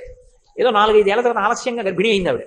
ఆవిడని పురిటికి తీసుకెళ్ళడానికి పుట్టింటి వాళ్ళు వస్తే పంపలేక పంపారు అత్తమామలు. వెళ్ళలేక వెళ్ళింది కోడలు. వెళ్ళిన 2 రోజులకి జ్వరం వచ్చేసింది. ఇక్కడ అత్తగారికి జ్వరం వచ్చింది. అంటే డాక్టర్ అన్నాడమ్మా, చాలా దిగులు పెట్టేసుకుందమ్మా ఈవిడ అత్తమామలు వదలలేక, ఇలా దిగులుతో ఉంటే చైతన్యవంతమైన సంతానం కలగదు, పుట్టిల్లా మెట్టిల్లా వదిలేయండి, అక్కడికి పంపించేయండి పురిటికండి. తండ్రి తల్లి వచ్చి, ఏమీ నీకు అత్తయ్య గారి దగ్గరికి వెళ్ళిపోవాలందా అంటే, అమ్మ పంపించేయండి అమ్మ, వచ్చాను కదా అమ్మా 2 రోజులంది. వాళ్ళు తీసుకెళ్లి దిగబెట్టేస్తే అత్తగారు కౌగిలించేసుకుంది. ఆ అమ్మాయికి మొదటి పురుడు అత్త ఇంట్లో. ఒక్కొక్క చోట అలా ఉంటారు. అన్ని చోట్ల అలా ఉండాలని విశ్వాసం ఉంటుంది. కాబట్టి శ్వశ్రు శ్వశురయోర్ముదా, ఆమె నడవడి అత్తమామలు సంతోషించడానికి కారణమే. అబ్బా ఏం పిల్ల, రామ్మ నువ్వు తిను అన్నాడు మామగారు. ఒక్క నిమిషం మామయ్య గారు వచ్చేస్తారు, ఆయన కూడా కింద కారు పెడుతున్నారు కదా, వచ్చేస్తారు పాపం ఆకలితో ఉన్నారు, ఆయన కూడా రానివ్వండి అంది తప్ప ఆయన రాకుండా తను తినలేదు. తన మాట కాదని తినలేదని మామగారు నొచ్చుకుంటాడా? తన కొడుకు వచ్చే వరకు ఆగిందని మురిసిపోతాడా? ఇలాంటి కోడలు వచ్చిందని పొగిపోడు. ముదా, అత్తమామల యొక్క సంతోషం ఆ కోడల యొక్క ప్రవర్తన. అంత మంచి నడవడి కలిగిన పిల్ల అమ్మాయి. కాబట్టి పతిభక్తి రత సాధ్వి శ్వశ్రు శ్వశురయోర్ముదా. ఆమె కళావతి. కళావతి అంటే ఆమెకు అనేకమైన కళలు తెలుసు, మంచి రంగవల్లులు పెడుతుంది. ఆమె చక్కగా పద్యం చదువుతుంది మామగారికి. మామగారు ఇవాళ నేను చదువుతాను, కాసేపు వినండి, మీరే ఊరికే కళ్ళదోడు పెట్టుకుని చదువుకోక్కర్లేదు, ఇవాళ నేను భాగవతంలో భీష్మాచార్యుల వారి యొక్క స్తుతి ఘట్టం చదువుతాను, వినండి మామగారు అని చదువుతుంటే మామగారు వింటూ పొంగిపోయి కళ్ళంబట నీళ్లు పెట్టుకుని సంతోషపడిపోయి ఇలాంటి కోడలు వచ్చింది. కాబట్టి ఆమె ఎంత మంచి పిల్ల అంటే కళావతి. చక్కగా వీణ వాయిస్తుంది, ఓ పాట పాడుతుంది. ఎందుకు ఇవి అవన్నీ ఎందుకండి అంటారేమో. ఇంట్లో పూజ జరుగుతోంది, రాజోపచారం జరగాలి. వాద్యం ఘోషయామి అన్నారు మామయ్య గారు ఎప్పుడు వాద్యం ఘోషయామి అని కంటే అక్కర్లేదు, నేను వాయిస్తానని వీణ పట్టుకొచ్చి కాసేపు వీణ వాయించింది. గీతం శ్రావయామి, మామయ్య గారు నేను పాడతానండి ఇవాళ అని కంజదలాయతాక్షి కామాక్షి అని పాట పాడింది వెనక కూర్చొని. ఆ మామగారు ఎంతో పొంగిపోతాడు. అమ్మాయి నాళ్ళు చేశాను కానీ గీతం శ్రావయామి అంటమే, నువ్వు వచ్చాక నాన్న నేను ఆ ఉపచారం చెప్తే పాట పాడేవరా తల్లి. ఎంత పొంగిపోతాడు మామగారు, ఎంత పొంగిపోతాడు భర్త. కాబట్టి కళావతి సావిదుషి, ఆమె గొప్ప విద్వాంసురాలు అన్న మాటకు అర్థం ఓహో సంస్కృతాంధ్రములు అద్భుతంగా జరిగేసి పద్యాలన్నీ బట్టి పెట్టేసిందని కాదు దాని అర్థం. ఏది ఎందుకు చెప్పబడిందో బాగా తెలుసుకుంది. కళావతి సావిదుషి సతతం మంజుభాషిణి. ఆమె మాట యందు వ్యగ్రత ఉండదు. ఆడదాని మాట యందు వ్యగ్రత ఉందనుకోండి, పురుషుని యొక్క ఈప్సితము సిద్ధించదు. నేను మీతో ఒక మాట చెప్తే మీరు మరోలా అనుకోకండి. అసలు ఇంట్లో ఉన్న పెద్దవాళ్ల ఆయుర్దాయం, భర్త యొక్క విశ్రాంతి దేని మీద ఆధారపడతాయంటే ఇల్లాలి మీద ఆధారపడతాయి అని రామాయణం మీద వ్యాఖ్య చేసిన పెద్దలు అన్నారు. ఎందుకంటే భార్య భర్తకు విశ్రాంతి స్థానము. ఎంత అలిసిపోయి రానివ్వండి, అపనిందలు పడనివ్వండి, మనసు ఖేద పడిపోనివ్వండి, ఎంతో బాధపడనివ్వండి, ఏమిరా ఇలా ఆధారం లేని అపనిందలు పడ్డాయి నా మీద అనిపించనివ్వండి, భార్య ఒక్క మాటతో ఊరడించిందనుకోండి, మీ ధర్మం మిమ్మల్ని కాపాడదా అని భర్త విశ్రాంతి పొందుతాడు. ఎంత బడలిపోనివ్వండి, భార్య కాస్త పల్లరసం ఇచ్చిందనుకోండి సంతోషపడిపోతాడు. సే మా అన్నయ్య కొడుకు చదువుకోవడానికి ఊరొచ్చాడే, ఒక్క 2 ఏళ్ళు పాపం అన్నయ్య అంత స్థితిమంతుడు కాదు కదా, ఎక్కడో పెట్టి ఏం చదివిస్తాడు అని అనకముందే, ఏమండి మీ అన్నయ్య గారు అబ్బాయి హాస్టల్లో ఉండడం ఏమిటి మనం ఉన్న ఊళ్ళో, నీ లేనా, రోజు వాడికి నేను వండి పెడతా, చక్కగా చదువుకోమని వాడి మంది తీసుకొచ్చేయండి అందనుకోండి, ఎంత పొంగిపోతాడు ఆ భర్త. నేను అనాలి అది అంది. ఆ పిల్లాడికి అన్నం పెట్టేటప్పుడు ఒరే నువ్వు కడుపు నిండా తిను, నువ్వు ఇలా మునివేళ్ల తింటే నేను ఒప్పుకోను. ఇంజనీరింగ్ అంటే ఎంత కష్టపడి చదవాలి, తిని కడుపు నిండా, నీకు ఆవకాయ వద్దా చెప్పు, ఏం కావాలి, బంగాళదుంపలు వేపు తింటావా చేసి పెడతాను. అంత పొద్దున్నే కూడా తన కొడుకుగా, బావగారి కొడుకుని తన కొడుకే అన్నట్టుగా చూస్తే వచ్చిన బంధువులంత ప్రేమతో ఆదరిస్తోంది అనుకోండి, ఆ యజమానికి ఎంత కీర్తి, ఎక్కడి నుంచి వస్తుంది? ఆమె సహకారం లేని నాడు ఎవరిని భోజనానికి స్వతంత్రంగా పిలుస్తాడు చెప్పండి? రండి మా ఇంట్లో ఇవాళ దేవతార్చన చెయ్యండి అని ఎలా అడుగుతాడు? మీ ఇష్టం వచ్చినట్టు చెప్తే ఎవరు చేస్తారండి ఇక్కడ అందనుకోండి, ఏమని పిలుస్తాడు? పిలవలేడు. కాబట్టి మాట యందు మంచితనం. మగవాడి మాటలో వ్యగ్రత ఉన్నా పర్వాలేదు, ఆడది మాట్లాడినప్పుడు మాత్రం అమృతంలాగే ఉండాలి. ఎందుకని అంటారేమో, ఏమండి మరి ఆడదానికి ఎందుకు చెప్తున్నారు నియమం అంటారేమో. ఆడదాని ఆదరణ చేత చచ్చిపోయేవాడు కూడా బ్రతుకుతాడు. మగవాడి మాట ఎలా ఉండనివ్వండి, నిజానికి ఆ ఇంట్లో ఆ మాటకి అంత గౌరవం ఉండదు. వాడికి ప్రేమ ఉంది, రమ్మంటాడు, నాన్నగారు 10 రోజులు ఉండండి అంటాడు, ఏం వెళ్ళి ఉంటాను అక్కడ. సాయంకాలం అయ్యేటప్పటికి రోజు ఇదో ఇబ్బంది, ఈయన భోజనం చేయరు, ఈయన కోసం మళ్ళీ చపాతీలు చేయాలి అని ఒక మాట ఉందనుకోండి, మామగారు ఉంచి ఉండగలడా?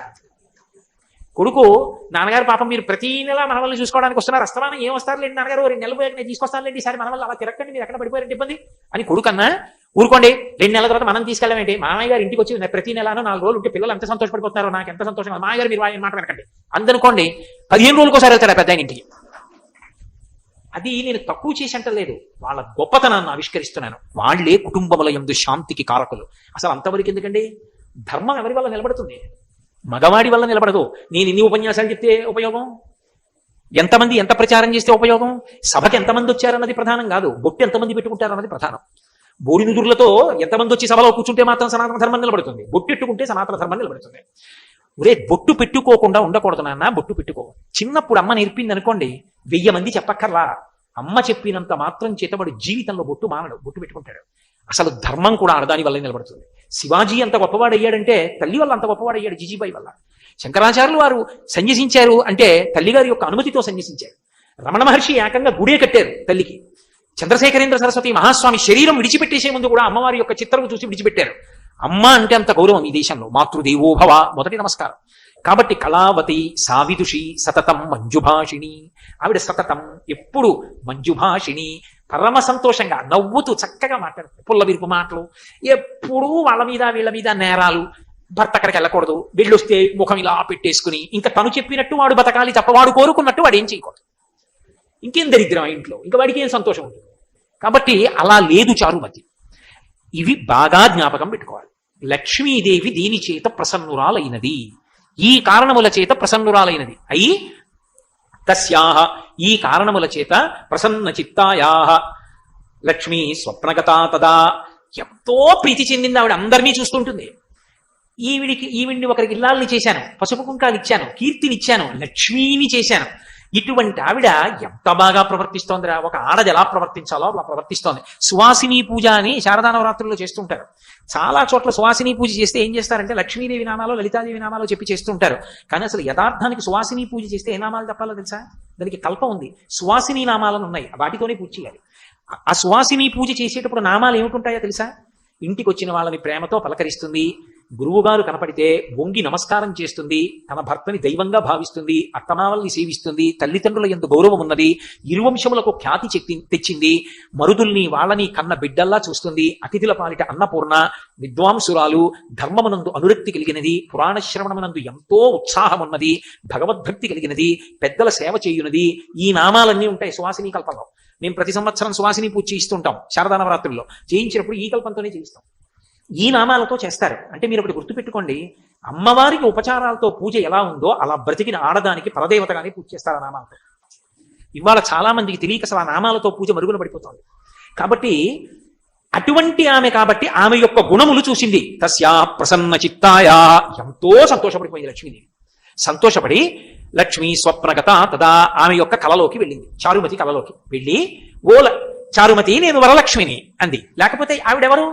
స్వప్నంలో ఉంది కదా, స్వప్నం దృఢంగా ఉంచుకోగలిగిన స్థితి కాదు. నేనే వరలక్ష్మిని అని పరిచయం చేసుకుంది ఆవిడ. పైనుంచి కిందకి, కింద నుంచి పైకి చూసింది స్వప్నావస్థలో చారుమతి.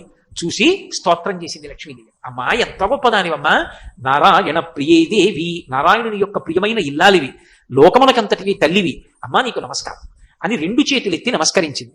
నమస్కరిస్తే లక్ష్మీదేవి చారుమతికి చెప్పింది, చారుమతి నువ్వు ఒక వ్రతం చెయ్యాలి.